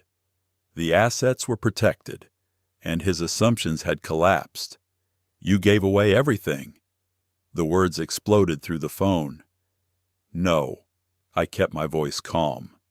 I didn't give away everything. Then explain it. Ethan. No. His voice rose again. You put family assets into some foundation. The phrase bothered me immediately. Family assets. Not my assets. Family assets. As though ownership had already transferred in his mind. As though my life's work somehow belonged to him automatically. I closed my eyes. They were never family assets. Silence. Then a dangerous laugh. You're serious? Yes. They belong to you. But eventually they belong to the family. No. The answer came faster than I expected. No, Ethan. The silence that followed felt enormous. For the first time in my life, I wasn't backing down, and he didn't know how to handle it. Finally, he spoke again. "This is because of Melissa, isn't it?" That surprised me. "What? You've turned against us." The irony was almost painful.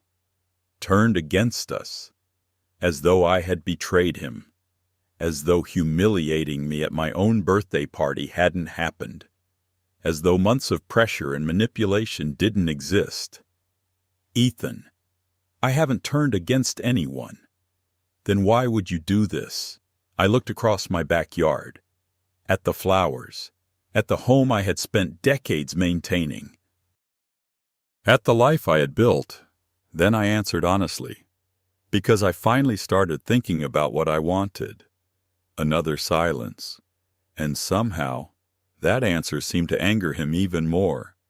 The call ended badly, very badly. By evening, I had received 6 additional calls, 3 text messages, 2 voicemails, each more emotional than the last. By the following morning, Ethan was standing on my front porch. I knew immediately this wasn't going to be a peaceful conversation. The moment I opened the door, I saw it in his face. Anger, confusion, fear. Not the fear of losing a relationship, the fear of losing something he expected to inherit. "Can I come in?" His tone was controlled. Barely. I stepped aside. We sat across from each other in the living room, the same room where he had opened Christmas presents as a child, the same room where I'd comforted him after his first heartbreak, the same room where I had once believed nothing could come between us. Now it felt like a battlefield. For several moments, neither of us spoke. Then Ethan finally broke the silence. "Tell me this isn't true." I folded my hands. "What exactly?" "The foundation." "It's true." His jaw tightened. "You transferred assets." "Yes." "You changed your will." "Yes." "You did all of this without talking to me." The statement almost made me laugh. Instead, I asked a simple question. "Did you talk to me before bringing transfer documents to my birthday party?" The words hit their target immediately. Ethan looked away. For the first time, he seemed uncomfortable, but only briefly. Then his anger returned. "This is different." "No, it isn't." "How?" "Because it's my property." The room fell silent. I watched him process that statement. He didn't like it. Not one bit. Because ownership changed the entire conversation. Ownership destroyed entitlement. Ownership reminded him that none of this had ever belonged to him. His next words hurt more than I expected. "Who put this idea in your head?" I frowned. "What?" "That nurse." Immediately I knew who he meant. Grace. The accusation made my stomach turn. Grace had nothing to do with this. His eyes narrowed. "Really? Really?" Because this sounds exactly like the kind of thing someone would convince an elderly person to do. There it was. The implication, manipulation, exploitation. The suggestion that I couldn't make decisions myself. I felt anger rise for the first time. Real anger, not sadness, not disappointment. Anger. "You think I'm incapable of making my own choices." I didn't say that. You implied it. Ethan stood up and began pacing. "Mom, think about what you're doing." "I have." "No, you haven't." The words landed heavily, because beneath them was something ugly. The belief that any decision he disliked must be evidence that I wasn't thinking clearly. That my independence only mattered when it benefited him. I stood up too. Slowly, deliberately. "Ethan," He stopped pacing. You said I had nothing left to offer. His expression changed immediately. A flash of regret, gone almost instantly. I didn't mean it like that. Then how did you mean it? No answer. Because there wasn't one. The sentence meant exactly what it sounded like. I continued. For months, you've talked about my property more than you've talked about me. That's not fair. It is fair. Mom? No. For once I interrupted him. I asked for help after the hospital. He looked away. I was busy. I told you I was lonely. Silence. I told you I was struggling. More silence. And somehow every conversation returned to money. His face reddened. The truth was finally sitting between us. Neither of us could avoid it anymore. Then something unexpected happened. Ethan's anger shifted, not disappeared. Shifted toward desperation. What happens now? The question revealed more than he intended, because he wasn't asking about us. He was asking about the assets, the inheritance, the future he thought he had. I looked directly at him, and for the first time, I gave him the answer he didn't want to hear. Now, he nodded. Now the foundation moves forward. The color drained from his face. You can't be serious. I am. He stared at me for several seconds. Then came the threat. The moment that shattered whatever remained of my illusions. If somebody manipulated you into this... My chest tightened. Ethan. Then maybe lawyers need to get involved. The room went completely silent. I couldn't believe what I was hearing. My own son, threatening legal action. Not because I had harmed him, because I had chosen not to give him what he wanted. And in that moment, I realized something heartbreaking. The battle I feared was no longer coming. It had already begun. For several days after Ethan threatened legal action, I barely slept. Not because I feared losing. Daniel had already assured me that everything had been done properly. The foundation was legal. The documents were valid. The asset transfers were legitimate. No court in the country could force me to leave my property to someone simply because they expected it. That wasn't what kept me awake. What kept me awake was grief. The kind of grief people don't talk about. The grief of realizing someone you love is not who you believed they were. The grief of watching a relationship die while both people are still alive. I kept replaying Ethan's words. Maybe lawyers need to get involved. Not Mom. Let's fix this. Not Mom. Let's talk. Lawyers. As though our relationship had become a business dispute. 3 days later, Daniel called. His tone immediately told me something had happened. Janice. What is it? I received correspondence from an attorney. I closed my eyes. Of course he had. What does it say? Daniel sighed. They're questioning your mental competency. The words hit me like a slap. For several seconds, I couldn't speak. Mental competency. At 70 years old, after managing my finances successfully for decades, after building investments, after raising a child alone, after surviving everything life had thrown at me. Now suddenly I was incompetent because I made a decision Ethan didn't like. The cruelty of it took my breath away. Do they really believe that? Daniel was quiet. I don't know. But I did. Deep down, I knew. This wasn't about concern. This wasn't about protecting me. This was about reversing decisions they couldn't control. I slowly sat down at the kitchen table. What happens now? We respond, that's it. That's it. His confidence reassured me. Legally, their position was weak. Emotionally, however, the situation felt devastating. Later that afternoon, Daniel arrived at my house carrying several folders. We spent nearly 3 hours reviewing everything. Every asset transfer, every signature, every meeting record, every legal document. Everything had been documented meticulously. Daniel had anticipated challenges long before they arrived.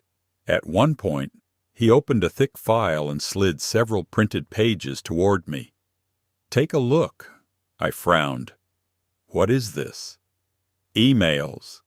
I immediately recognized Ethan's name. My stomach tightened. Where did these come from? He sent them to our office over the last few years. I began reading. At first, the messages seemed harmless.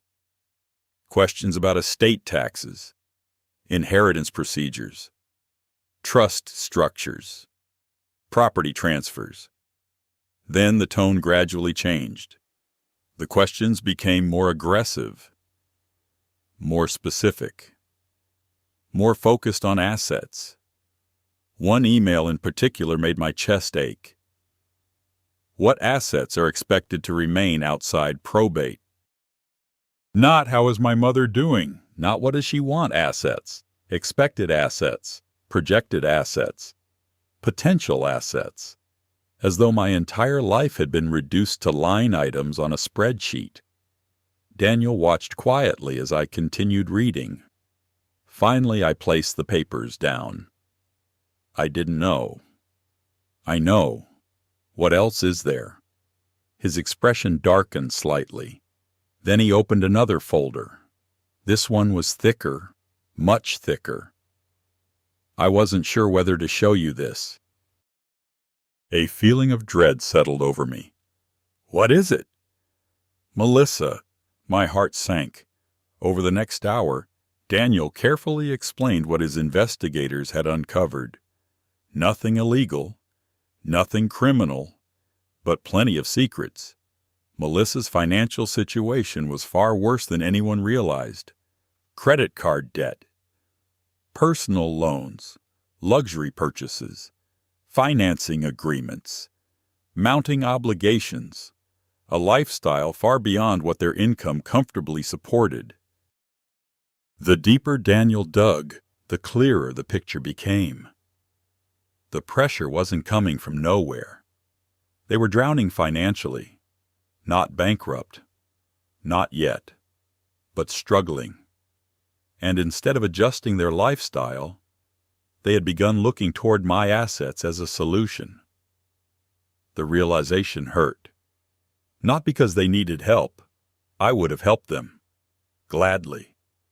If they had come to me honestly, if Ethan had sat down and said, "Mom, we're struggling. Mom, we made mistakes. Mom, we need guidance," I would have moved mountains for that boy. But honesty requires humility. Entitlement does not. Daniel leaned back. There's more. Of course there was. There always was. He handed me printed text messages. Most were between Ethan and Melissa. I stared at them, unsure whether I wanted to continue. Then I began reading. The first messages weren't shocking. Discussions about money, expenses, property values, investments. Then the conversations became harder to read. Melissa, we need to think long term. Ethan, I know. Melissa, the lake house alone solves half our problems. Ethan, eventually. Melissa, why wait forever? I stopped reading. My hands were shaking. Daniel remained silent. Giving me space, I continued. Melissa, she doesn't even use it much. Ethan, leave it alone. Melissa, I'm serious. Then another message, one that nearly broke me. Melissa, she should probably move somewhere smaller anyway. There it was. The same idea Ava had overheard. Not concern, convenience. And then the final message, the one that revealed everything. Melissa. Once everything is transferred, we can finally breathe. Transferred. Not earned. Not built. Transferred. I slowly set the papers down. For several moments, I couldn't speak. Not because I was surprised, because seeing the truth in writing is different. Words on paper cannot be explained away, cannot be softened, cannot be reinterpreted. The evidence was undeniable. Melissa hadn't simply influenced the situation. She had driven it, pushed it, encouraged it, nurtured it. But something else troubled me. Ethan hadn't stopped her. That part mattered. A lot. Because influence explains behavior. It does not excuse it. That evening, after Daniel left, I sat alone in my living room. The folders remained on the coffee table. I couldn't bring myself to put them away. As darkness settled outside, my phone rang. Grace. I almost didn't answer, but eventually I did. Hi. Immediately she knew something was wrong. What happened? For the next 20 minutes, I told her everything. The legal threats, the accusations, the financial secrets, the text messages. When I finished, there was silence. Then Grace spoke softly. I'm sorry. I laughed bitterly. So am I. Can I tell you something? Sure. None of this changes who you are. The statement caught me off guard. What do you mean? Janice, bad behavior from other people doesn't erase your kindness. I looked down at my hands. You raised a son. Yes. You gave him opportunities. Yes. You loved him. Tears filled my eyes. Yes. Then those things still happened. I closed my eyes. Because she was right. Ethan's choices didn't erase my sacrifices. His entitlement didn't erase my love. His failures didn't erase my efforts. For months, I had been questioning everything. Wondering if I had somehow failed as a mother. Grace's words gave me perspective. People make choices. Even the people we raise. Especially the people we raise. The next morning, Daniel called again. His voice carried a new seriousness. We have another development. My stomach tightened immediately. What now? A witness. I frowned. A witness. Someone who may have direct knowledge of conversations between Ethan and Melissa. I sat upright. Who? Daniel paused. Then answered. Ava. The room went silent. My granddaughter. The one person I desperately wanted to protect from all of this. And suddenly I realized something. The battle was about to become much bigger. Because somewhere in the middle of all this conflict, a 15-year-old girl had been quietly carrying secrets. And those secrets were about to change everything. When Daniel told me Ava might be a witness, my first reaction wasn't relief. It was heartbreak. Because no grandchild should ever find themselves caught between a parent and a grandparent. No child should have to choose sides. And yet somehow, that's exactly where Ava had ended up. After I hung up with Daniel, I sat quietly for a long time, looking at the family photos on my bookshelf. There was one picture in particular that always made me smile. Ava at 6 years old, missing her 2 front teeth, holding a giant pumpkin she had picked out herself. Her smile stretched from ear to ear. Back then, the world was simple, at least for her. Now she was carrying secrets no 15-year-old should have to carry. The following afternoon, Ava called me. Her voice sounded nervous. Grandma. Hi, sweetheart. Can I come see you? My heart immediately softened. Of course. 2 hours later, she arrived at my house. Alone. The moment I opened the door, I knew something was wrong. Her eyes were red. She looked exhausted. Like she hadn't slept much. Without saying a word, I wrapped my arms around her. The second I did, she started crying. Not politely, not quietly. The kind of crying that comes from carrying too much for too long. I guided her inside and sat with her at the kitchen table. The same kitchen where Ethan had once done homework after school. The same kitchen where I had packed hundreds of lunches. The same kitchen where I was now watching my granddaughter break under the weight of adult problems.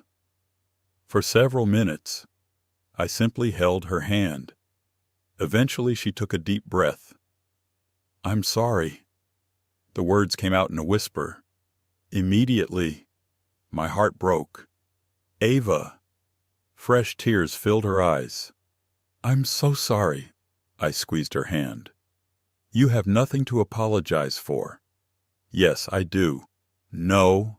She looked down, then shook her head. "You don't know everything." The room became very quiet. I already suspected where this conversation was heading. Still, hearing it from Ava would be different. Much different. Carefully, I asked, "What don't I know?" Ava wiped her eyes, then stared at the table. For several seconds she couldn't seem to find the words. Finally she spoke. "I heard a lot more than I told you." My stomach tightened. "Okay. They've been talking about your money for a long time." I closed my eyes briefly. Part of me already knew that. But hearing it from Ava hurt in a different way. Because children notice what adults try to hide. And if Ava noticed, it must have been happening often. "How long?" I asked. "A couple years." Years, not months. Years. The word landed heavily. Ava continued. "At first it wasn't that bad." She twisted her hands together nervously. "Dad would just talk about investments and houses and stuff." I listened quietly. Then Mom started bringing it up more. There was no anger in her voice. Only sadness. The sadness of a child realizing her parents aren't perfect. The sadness of watching people she loves make choices she doesn't understand. What kind of things did she say? Ava hesitated, then answered. She kept talking about what would happen eventually. Eventually. That word again. The same word I had overheard at the country club. The same word that seemed to follow every conversation about my future, as though my life existed on a countdown clock. As though I were simply an event waiting to happen. Ava looked up at me. I didn't like it. I reached across the table. I know. Sometimes I would leave the room. The guilt in her voice made my chest ache. You shouldn't have had to hear any of that. I know. Then she added quietly, but I did, and there was no arguing with that. Because she had heard it, lived with it, carried it, alone. A few moments later, she opened her backpack. My pulse quickened. She removed her phone, then placed it carefully on the table between us. There's something else. I stared at the device. What is it? Ava swallowed hard. A recording. For a second, I wasn't sure I had heard correctly. A recording. She nodded. The room suddenly felt smaller. Of what? Her voice became barely audible. A conversation. My stomach dropped. Not because I wanted evidence. Because I already hated what I suspected it would reveal. Ava looked ashamed. As though she had done something wrong. One night I was scared. I listened carefully. I thought they were fighting. She stared at her phone. So I recorded part of it. My heart broke all over again. A 15-year-old girl recording her parents because she was frightened. No child should ever feel that unsafe emotionally. None. Ava's hands trembled. I never meant to use it. Sweetheart. But then everything got worse. She looked at me, tears running down her face. And I didn't know what to do. I reached across the table and pulled her into a hug. For a long time, neither of us spoke. Eventually, she handed me the phone. Listen. My hands felt strangely heavy. I pressed play. The audio quality wasn't perfect.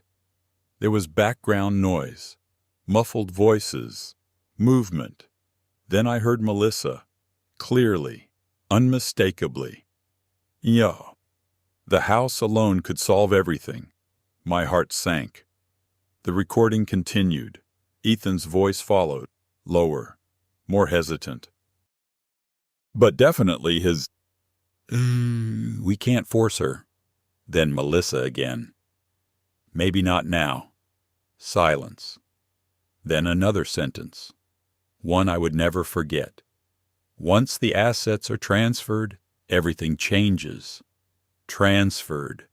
There was that word again. The word that revealed exactly how they viewed my future. Not as a relationship, as a transaction. I kept listening. Every second hurt, yet I couldn't stop. Because this was the truth, unfiltered, private. The version spoken when they thought nobody was listening. Then came the part that nearly destroyed me. Melissa laughed softly. Honestly, she'd probably be happier in assisted living anyway. I felt tears fill my eyes, not because of the suggestion itself, because of the casualness, the complete lack of compassion, the assumption that my life could simply be reorganized for convenience. Then Ethan spoke, and somehow his words hurt even more, because they weren't cruel. They were passive, weak. He didn't defend me, didn't stop the conversation, didn't say no. He simply let it continue. That was the moment I finally understood something. Melissa may have pushed, but Ethan had allowed it. The recording ended. Silence filled the kitchen. Neither of us moved. Neither of us spoke. Finally, Ava whispered, "I'm sorry." I immediately shook my head. No. But, no, sweetheart. I took both her hands. You did nothing wrong. Fresh tears rolled down her cheeks. I should have told you sooner. I looked directly into her eyes. You protected me the best way you knew how. For the first time all afternoon, she seemed to believe me. Just a little. Then she asked the question I had been dreading. Are you going to hate Dad? The innocence in that question nearly shattered me. Because despite everything, Ava still loved her father. Of course she did. He was her dad. Children don't stop loving their parents because adults make mistakes. I took a deep breath. No. She blinked. No. No. But after everything, I nodded slowly. I hate what he's done. Tears slipped down my face. But I don't hate him. The distinction mattered a lot. Because hatred destroys the person carrying it. And I was tired of carrying pain. Very tired. Ava suddenly wrapped her arms around me. I held her tightly. And in that moment, I realized something important. While Ethan and Melissa had been chasing money, their daughter had been quietly protecting something far more valuable. The truth.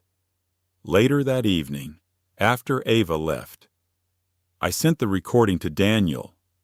His response came quickly. This changes everything. He was right. It did. Not legally, The law was already on my side.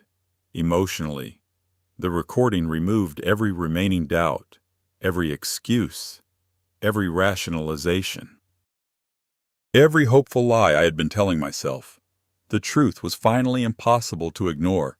And now, for the first time, Ethan was going to have to face it.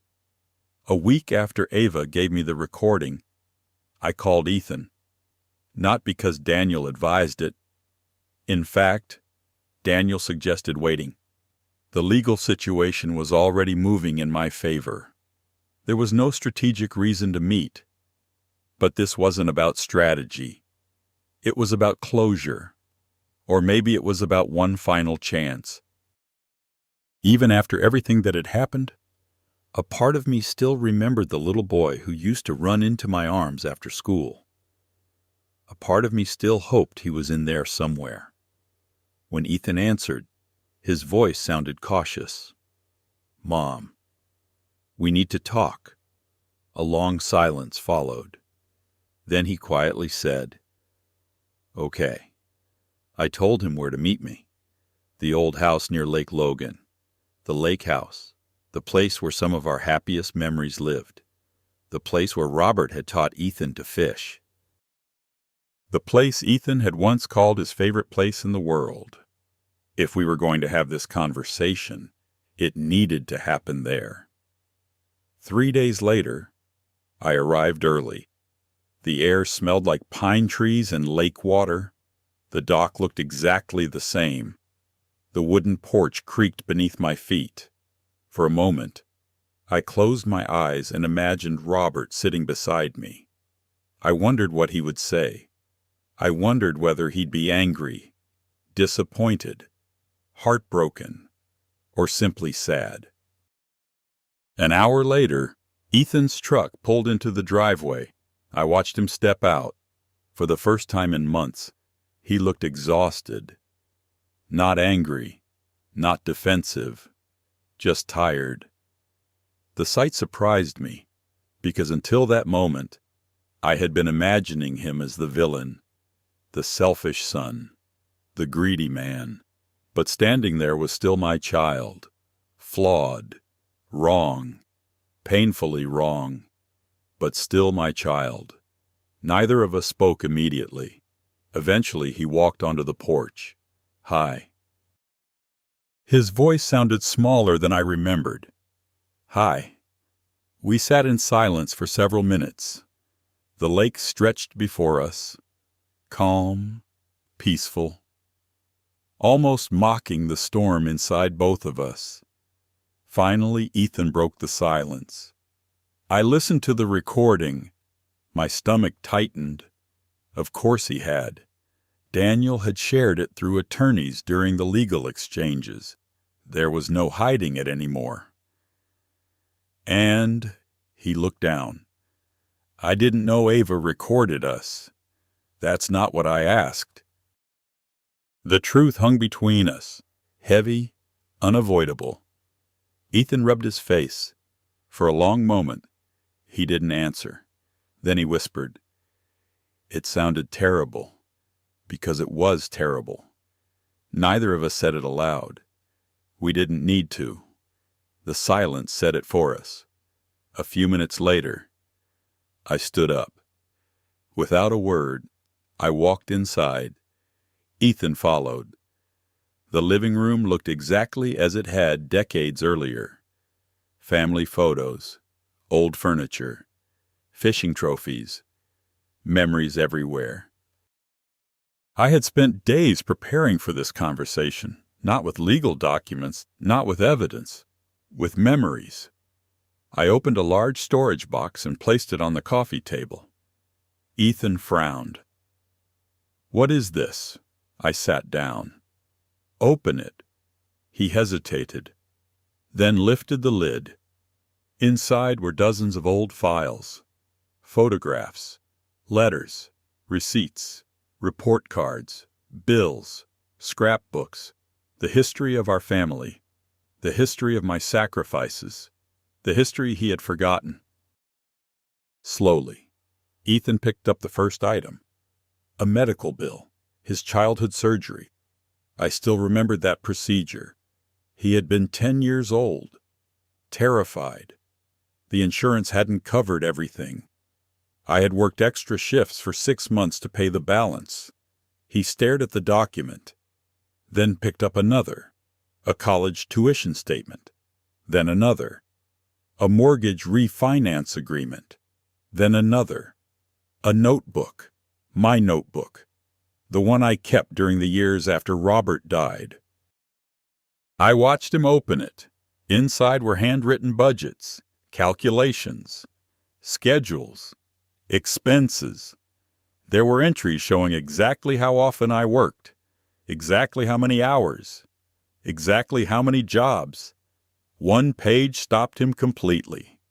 I remembered writing it. February 14th. Skip dinner again. Ethan needs baseball registration money by Friday. His hands froze. The room became silent. Then he turned another page. Postponed dentist appointment. Tuition payment due next month. Another page. Worked 16 hours today. Exhausted but grateful Ethan got accepted. Another. Sold jewelry from anniversary gift. Worth it for college books?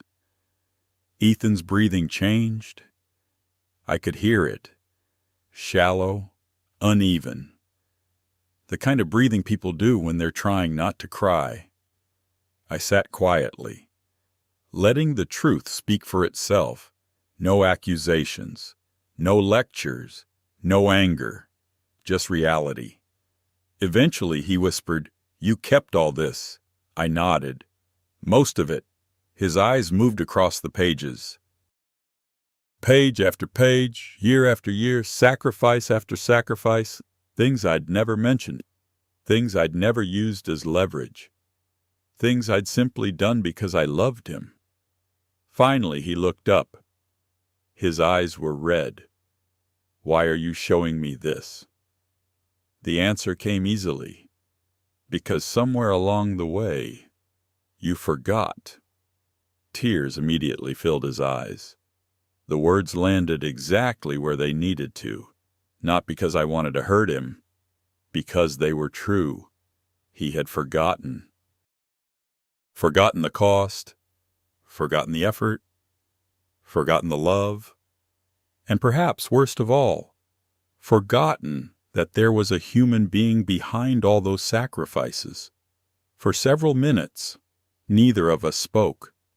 Then Ethan looked around the room, at the photographs, at the memories, at the life that existed before money entered the conversation. I don't know when it happened. The confession surprised me. What?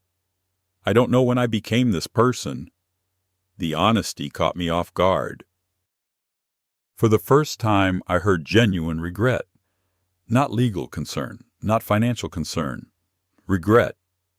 Real regret. I sat back slowly, then asked the question I'd been carrying for months. When you said I had nothing left to offer, his eyes immediately closed. The pain on his face was instant, visible, raw, as though he'd been replaying that moment himself. "Mom." "No," my voice remained calm. "I need to hear it." He stared at the floor for a very long time, then finally spoke. "It was cruel. Yes, I was angry. Yes, I was frustrated." I waited. Then he whispered the words that mattered most. And I was wrong. The room fell silent again. For months, I had imagined hearing those words. I thought they would heal something. They didn't. Not immediately. Because apologies are important. But trust doesn't return in a single afternoon. Trust returns through actions, through time, through consistency. Still, hearing him acknowledge the truth mattered. "A lot?" Then Ethan surprised me. He looked directly at me and asked, "Is there any way to fix this?" The question hung in the air. Not because I didn't know the answer, because the answer wasn't simple. I walked to the bookshelf, reached behind several photo albums, and pulled out a small wooden box. A box Robert had left behind, a box I'd protected for decades. I placed it on the table between us. Ethan frowned. "What is it?" I rested my hand on top. "This," I said softly, "is the only inheritance I was always certain you would receive." His expression shifted. Confusion, curiosity, emotion. He slowly reached toward the box. What he didn't know yet was that everything inside had the power to change the way he saw our family forever. And for the first time since this nightmare began, I saw something in my son's eyes that money could never buy: humility. For a long moment, Ethan simply stared at the wooden box. It wasn't impressive. No expensive locks, no ornate carvings, just an old cedar box worn smooth by time, the kind of thing most people would overlook. But inside that box was something worth far more than money, more than property, more than inheritance. It contained the truth. I slowly slid it across the table. Ethan looked at me. "What is this?" I smiled sadly. "Your father's legacy." His eyes immediately filled with emotion. Robert had been gone for more than 30 years. Long enough that some memories had faded. Long enough that Ethan had begun remembering him more as an idea than a person. Carefully, he opened the lid. Inside were dozens of envelopes, old photographs, handwritten journals, letters, cards, notes, the entire history of a father who had known he might not be around long enough to tell his son everything himself. Ethan picked up the first envelope. His hands trembled. Written across the front in Robert's handwriting were 4 simple words: "For Ethan, someday."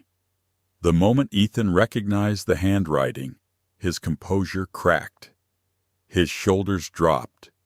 His breathing became uneven. For a second, he looked less like a 42-year-old man and more like the little boy who had stood at his father's funeral.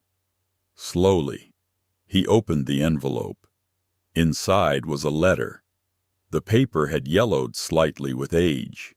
The ink had faded, but the words remained clear. Ethan began reading silently. I watched his eyes move across the page, then stop, then continue, then stop again. Eventually tears started falling. He didn't wipe them away. I don't think he even noticed. After several minutes, he handed me the letter. "Can you read it?" His voice was barely audible. I nodded, then began reading aloud. "My son, if you're reading this, it means I'm not there to tell you these things myself. That breaks my heart. But if life has taught me anything, it's that we don't always get to choose how long we're here. What we do get to choose is who we become while we're here. Your mother is the strongest person I've ever known. She doesn't see herself that way. She probably never will. But I need you to know it. If I leave this world before she does, there will be days when she carries more than any person should have to carry. Take care of her. Not because she needs saving, because she deserves love." I paused. The room was completely silent. Neither of us moved. Then I continued. "One day, you'll become a man. You'll have responsibilities, a career, maybe a family. And when that happens, remember something important. Success is not measured by what you accumulate. It's measured by the people who still feel loved because you were in their life." My voice shook, not because of the words, because Robert had always lived them. Every single one. When I finished reading, neither Ethan nor I spoke. The silence felt sacred. Finally, Ethan whispered, "I never knew these existed." "I know." His eyes remained fixed on the letter. Then he reached back into the box. One by one, he pulled out more treasures.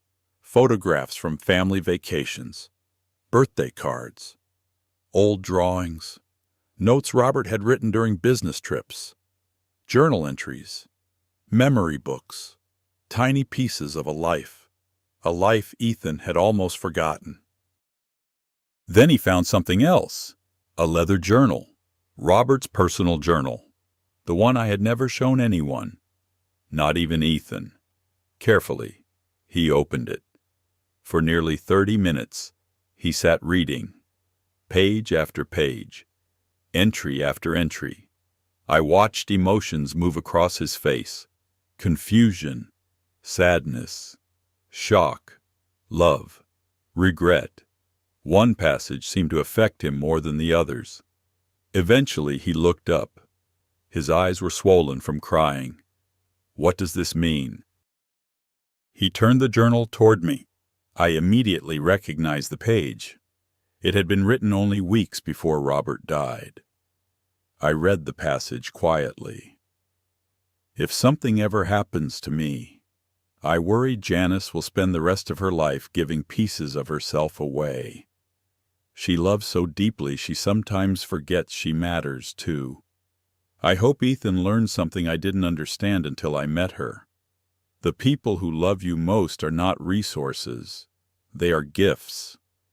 The words hung in the air, heavy, painful, beautiful. Slowly, Ethan lowered the journal. Then he began crying openly. Not the controlled tears of embarrassment.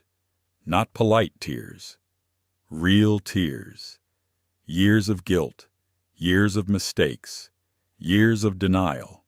All crashing into him at once. I sat quietly, allowing him the dignity of his grief. Because grief isn't always about death. Sometimes it's about realizing what you've become. Eventually, Ethan spoke. "I became exactly what Dad warned me not to become." The honesty hurt. Because it was true. Yet it also represented something important: awareness. And awareness is where change begins. For several minutes, he continued reading. Then he closed the journal. The room fell silent again. Finally, he looked directly at me. "I don't deserve forgiveness." The statement surprised me. Not because it was inaccurate, because it was the first completely selfless thing I'd heard from him in a very long time. Most apologies are negotiations. People apologize hoping to receive something: relief, absolution, a second chance. This felt different. He wasn't asking for anything. He was simply acknowledging reality. I leaned back in my chair. "No." His eyes widened slightly. "No, no, Ethan. The truth deserved honesty. You don't deserve automatic forgiveness." He lowered his head. I continued. "But that's not the same thing as saying forgiveness is impossible." Fresh tears appeared. For the first time, I saw genuine hope. Small, fragile, but real. Then I said something I had spent months thinking about. "I love you." His eyes immediately filled again. "Mom." I raised a hand. "Let me finish." He nodded. "I love you because you're my son." The words came easily, because they were true. No amount of disappointment could erase that. No amount of betrayal could erase that. No amount of pain could erase that. But love doesn't mean removing consequences. The hope in his eyes shifted, not disappearing. "Understanding?" I continued. "The foundation stays." He nodded slowly. "I understand. The scholarship programs stay." Another nod. The housing assistance stays. I know. The future we've created stays. This time he didn't speak at all. He simply nodded, because for the first time he finally understood. This wasn't punishment, it was purpose. The distinction mattered. A lot. Then Ethan surprised me. He stood up, walked around the table, and hugged me. For a moment, I froze. Not because I didn't want the hug, because it had been so long. So unbelievably long. Then I wrapped my arms around him, and suddenly I was holding my son again. Not the angry man from my birthday party. Not the entitled man demanding assets. Just Ethan, broken, ashamed, human. When we finally separated, neither of us spoke for a while. The afternoon sun reflected across the lake. Everything felt quieter, lighter. Not healed. Healing. There is a difference. As Ethan prepared to leave, he stopped at the door, then turned back toward me. What happens now? The question sounded different this time. Not financial, not legal, personal. I looked at him carefully, then answered honestly. Now you prove that this wasn't just regret. He swallowed hard. How? With time. The answer wasn't complicated. Trust isn't rebuilt through speeches. It's rebuilt through actions, consistency, humility, patience, day by day, month by month, year by year. Ethan nodded slowly, then looked down at the wooden box still resting on the table. I think Dad just saved my life. I glanced toward the lake, toward the place where so many memories lived. Then I smiled through tears. No, I said softly. I think he gave you another chance to save it yourself. And for the first time since this nightmare began, Ethan walked away carrying something far more valuable than any inheritance. Perspective. The months that followed were unlike anything I had expected. Not because everything suddenly became perfect. It didn't. Real life doesn't work that way. Relationships don't heal overnight. Trust doesn't magically return because someone cried, apologized, or finally understood the damage they caused. Healing is slower than that, messier than that, more complicated than that, and yet, little by little, things began to change. The first major change came through the foundation. What had started as an idea scribbled in a notebook was now becoming something real, something tangible, something capable of changing lives.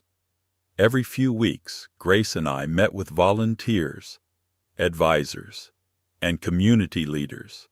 Applications began arriving. Stories began arriving. And with those stories came reminders of why I had made the decision in the first place.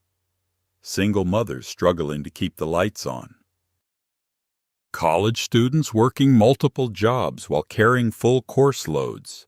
Older adults living alone after losing spouses and families. People who simply needed someone to believe in them. People who reminded me of younger versions of myself. One afternoon, Grace invited me to tour a small house she was considering purchasing. The foundation hadn't bought it for her. That wasn't how the program worked. But thanks to a housing assistance initiative and years of her own hard work, she finally had a realistic chance at becoming a homeowner. As we stood outside the modest two-bedroom house, she looked almost speechless. It's not fancy, I smiled. It's beautiful. And it was. Not because of the house itself, because of what it represented. Stability, security, a future. Grace shook her head. There were years when I thought this would never happen. I understood that feeling. Very well, the feeling of standing on the outside of your own dreams, the feeling of wondering whether you'll ever catch up, the feeling of carrying responsibility so heavy that hope starts feeling irresponsible. As we walked through the house, I imagined Tyler growing up there. Birthday parties, homework at the kitchen table, family dinners, new memories, the same kinds of memories Robert and I once created for Ethan. For the first time in a very long while, I felt certain that the foundation was doing exactly what it was meant to do, creating opportunities, not handouts. Opportunities. That distinction mattered a great deal. Meanwhile, the scholarship program launched successfully. The first group of recipients arrived from all kinds of backgrounds. Some were first-generation college students. Others came from families facing extraordinary challenges. One young woman stood out immediately. Her mother had worked 3 jobs to support her education. Listening to her story felt like listening to my own life decades earlier. After her interview ended, I sat in my car and cried. Not from sadness, from gratitude, because for the first time, the sacrifices of my past seemed connected to something bigger than my own family. They were helping shape someone else's future. And there was profound peace in that realization. Around the same time, something unexpected began happening with Ethan. At first, I barely noticed. A text message asking how I was feeling. A phone call that didn't involve money. An invitation to lunch. Small things. Ordinary things. The kinds of things that should have existed all along. I remained cautious. Not cold. Not angry. Cautious. Because trust requires evidence, and evidence takes time. Several months passed. Then Daniel called one afternoon. His voice sounded amused. "Have you heard—" "Heard what?" "Your son." Immediately my attention sharpened. "What about him?" Daniel laughed softly. "Apparently he's been volunteering." I frowned. Volunteering. At the foundation. That surprised me completely, because Ethan had never mentioned it. Not once, not to me, not to anyone else. Later that week, I quietly asked Grace about it. Her smile gave away the answer immediately. "Oh, so it was true." She nodded. "Very true." I sat back. "When?" "About 3 months ago." 3 months. My surprise deepened. "What has he been doing?" Grace smiled. "Whatever needs doing." I wasn't sure what I expected her to say. Board meetings, fundraising, public appearances. Instead, she described something very different. Moving supplies, setting up chairs, organizing paperwork, delivering food boxes, basic volunteer work, no recognition. No special treatment, no publicity, no photographs, no praise, just work. Real work. For reasons I couldn't fully explain, that affected me deeply. Because entitlement seeks visibility, humility doesn't. Weeks later, I witnessed it myself. The foundation was hosting a small community event. Nothing major. Just a resource fair connecting local families with services and support. I arrived early. As I walked toward the building, I noticed a familiar figure unloading folding tables from a truck. Ethan. For several moments, I simply watched. He didn't see me. There were no cameras, no audience, no applause, just hard work.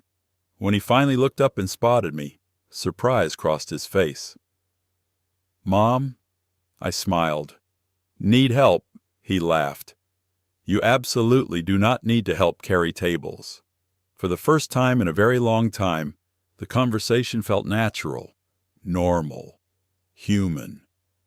As the day continued, I watched him interact with volunteers, with families, with students, with older adults.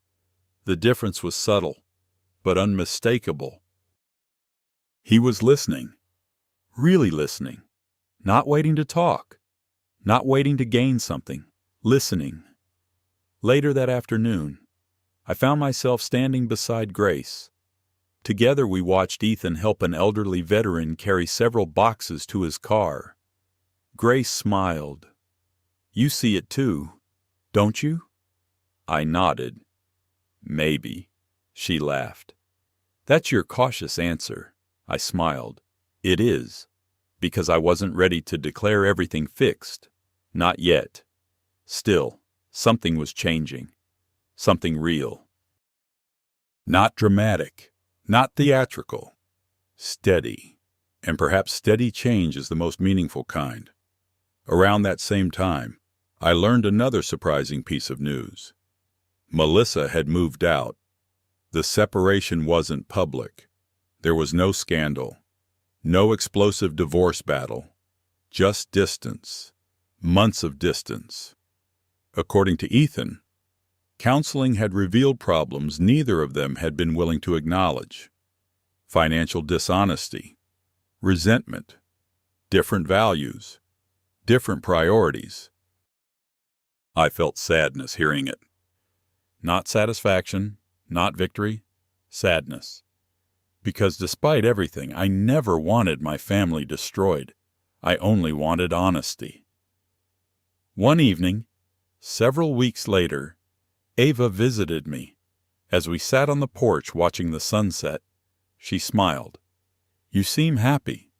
I thought about the question carefully, then nodded. "I think I am." She leaned against my shoulder. "Good." The simplicity of that response made me laugh. No complicated analysis. No philosophical discussion, just good. And perhaps that was enough. As the sun disappeared behind the trees, I found myself reflecting on everything that had happened. The birthday party, the humiliation, the betrayal, the foundation, the reconciliation, the growth, the pain, the healing. None of it had unfolded the way I expected.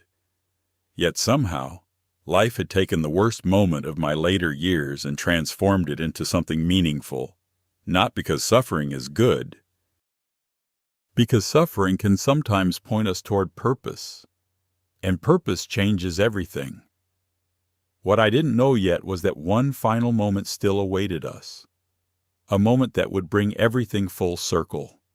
A moment where Ethan would finally stand in front of others and tell the truth, not to me, to the world. And when that day arrived, I would discover whether the man standing there was truly different from the son who once told me I had nothing left to offer. 1 year after my 70th birthday, I found myself standing backstage at the first annual Robert Pearson Foundation Scholarship Gala. The contrast wasn't lost on me. Exactly 1 year earlier, I had stood at the center of a birthday celebration that ended in humiliation. Now I stood at the center of something entirely different, something built from purpose, something built from hope. Something built from the very thing my son once claimed I no longer had to offer. The event was being held in a community center overlooking the river. Nothing extravagant, nothing flashy, just a beautiful room filled with people whose lives had been touched by the foundation.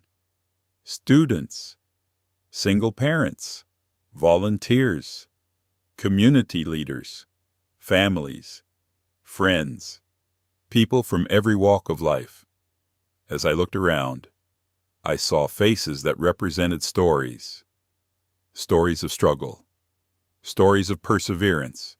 Stories of second chances. And for the first time in a very long while, I felt proud. Not because of money, because of impact. The foundation had already funded dozens of scholarships, helped several families secure stable housing, provided emergency assistance to struggling parents. created social programs for isolated seniors. The ripple effects were spreading farther than I ever imagined. Grace appeared beside me carrying a folder. She looked nervous. I smiled. "You've spoken in front of people before." "Not this many," I laughed. "You're going to be fine." She shook her head. "Easy for you to say." "No." I squeezed her shoulder. "It really isn't." Because despite everything I had survived, public speaking still terrified me. Grace smiled, then glanced toward the audience. "They're ready." I followed her gaze. The room was nearly full. Near the front sat Ava, now 16, confident, strong. The difficult year had matured her in ways no teenager should be forced to experience. Yet somehow she had emerged with her kindness intact. That alone felt like a miracle. Then I noticed Ethan. He was sitting quietly several rows behind her. Not in the front row. Not in a place of honor. Just another guest. A year ago, that would have surprised me.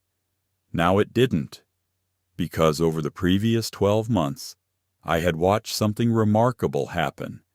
Not perfection, growth. The two are not the same. Growth is real. Perfection isn't. Ethan had spent an entire year rebuilding trust one small action at a time. Showing up, helping, listening, serving. No speeches. No grand gestures. Just consistency. The way trust is actually rebuilt. The legal threats had disappeared long ago. The arguments had ended. The entitlement had slowly been replaced by humility. And while our relationship would never return to exactly what it once was, it had become something honest, something healthier, something real. A few minutes later, the event began. The audience applauded as scholarship recipients were introduced. One by one, students stepped onto the stage. Some fought back tears. Others could barely contain their excitement. Listening to their stories was overwhelming. A young woman whose mother worked 3 jobs, a veteran returning to college, a first-generation student pursuing nursing, dream after dream, opportunity after opportunity. As I sat there, I thought about Robert. I wished he could see it. Then I smiled. Maybe somehow he could. The evening continued beautifully. Then came the final segment. The closing remarks. Grace stepped to the podium first. She spoke about the Foundation's mission, about service, about community, about hope. The audience responded warmly. Then she did something unexpected. She looked toward Ethan and said his name. My heart skipped. This hadn't been discussed with me, at least not beforehand. The room grew quiet. Slowly, Ethan stood. For a moment, he looked genuinely surprised, then nervous, very nervous. Grace smiled gently. I think there's someone else who'd like to say something. The audience applauded politely as Ethan walked toward the stage. I watched carefully, not as a mother, as an observer, curious about what would happen next. When he reached the podium, he stood silently for several seconds, looking out at the crowd, then toward me. I immediately saw tears in his eyes. The room became completely silent. Finally he spoke. My name is Ethan Pearson. His voice cracked. He stopped, collected himself, then continued. A year ago, I almost lost the most important relationship in my life. The audience listened quietly. Many had no idea what he was referring to. I did, and so did Ava. Ethan took a deep breath. For most of my life, I believed I was a good son. His eyes drifted toward me. Then I learned something difficult. The room remained still. I had confused love with entitlement. A wave of emotion moved through the audience, not because they knew every detail, because they recognized honesty when they heard it. Ethan continued. I spent years focusing on what I thought I deserved instead of appreciating what I'd already been given. My eyes filled with tears, not because the words erased the past, because they acknowledged it, openly, publicly, without excuses, without conditions, without blame. Then Ethan looked directly at me, right there in front of everyone. My mother spent her entire life giving. The room became completely silent. Giving time. He swallowed hard. Giving love. Another pause. Giving sacrifices nobody ever saw. Tears were openly running down his face now. And when she needed gratitude, I gave her disappointment. The audience remained motionless, listening, feeling, understanding. Then came the moment that changed everything. The moment that completed the journey, Ethan stepped away from the podium, walked across the stage, and stopped directly in front of me. His voice shook. "Mom," I looked up. He was crying openly. So was I. "I am sorry." The words were simple. No dramatic speech. No elaborate explanation. Just truth. Pure truth. "I'm sorry for every moment I made you feel unseen." The room disappeared. The audience disappeared. Everything disappeared except my son. The little boy who once believed I could fix anything. The man who had lost his way. The man who was finally finding himself again.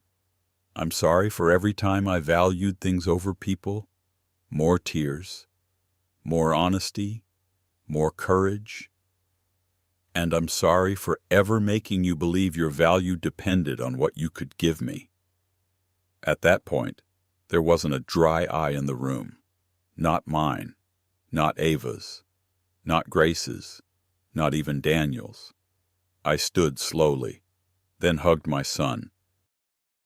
The applause started almost immediately, not because reconciliation is easy, because people understand how rare genuine accountability is.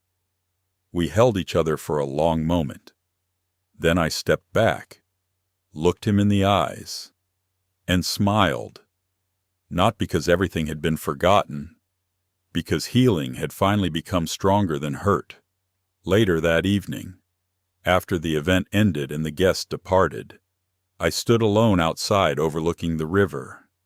The night air was cool, peaceful, reflective.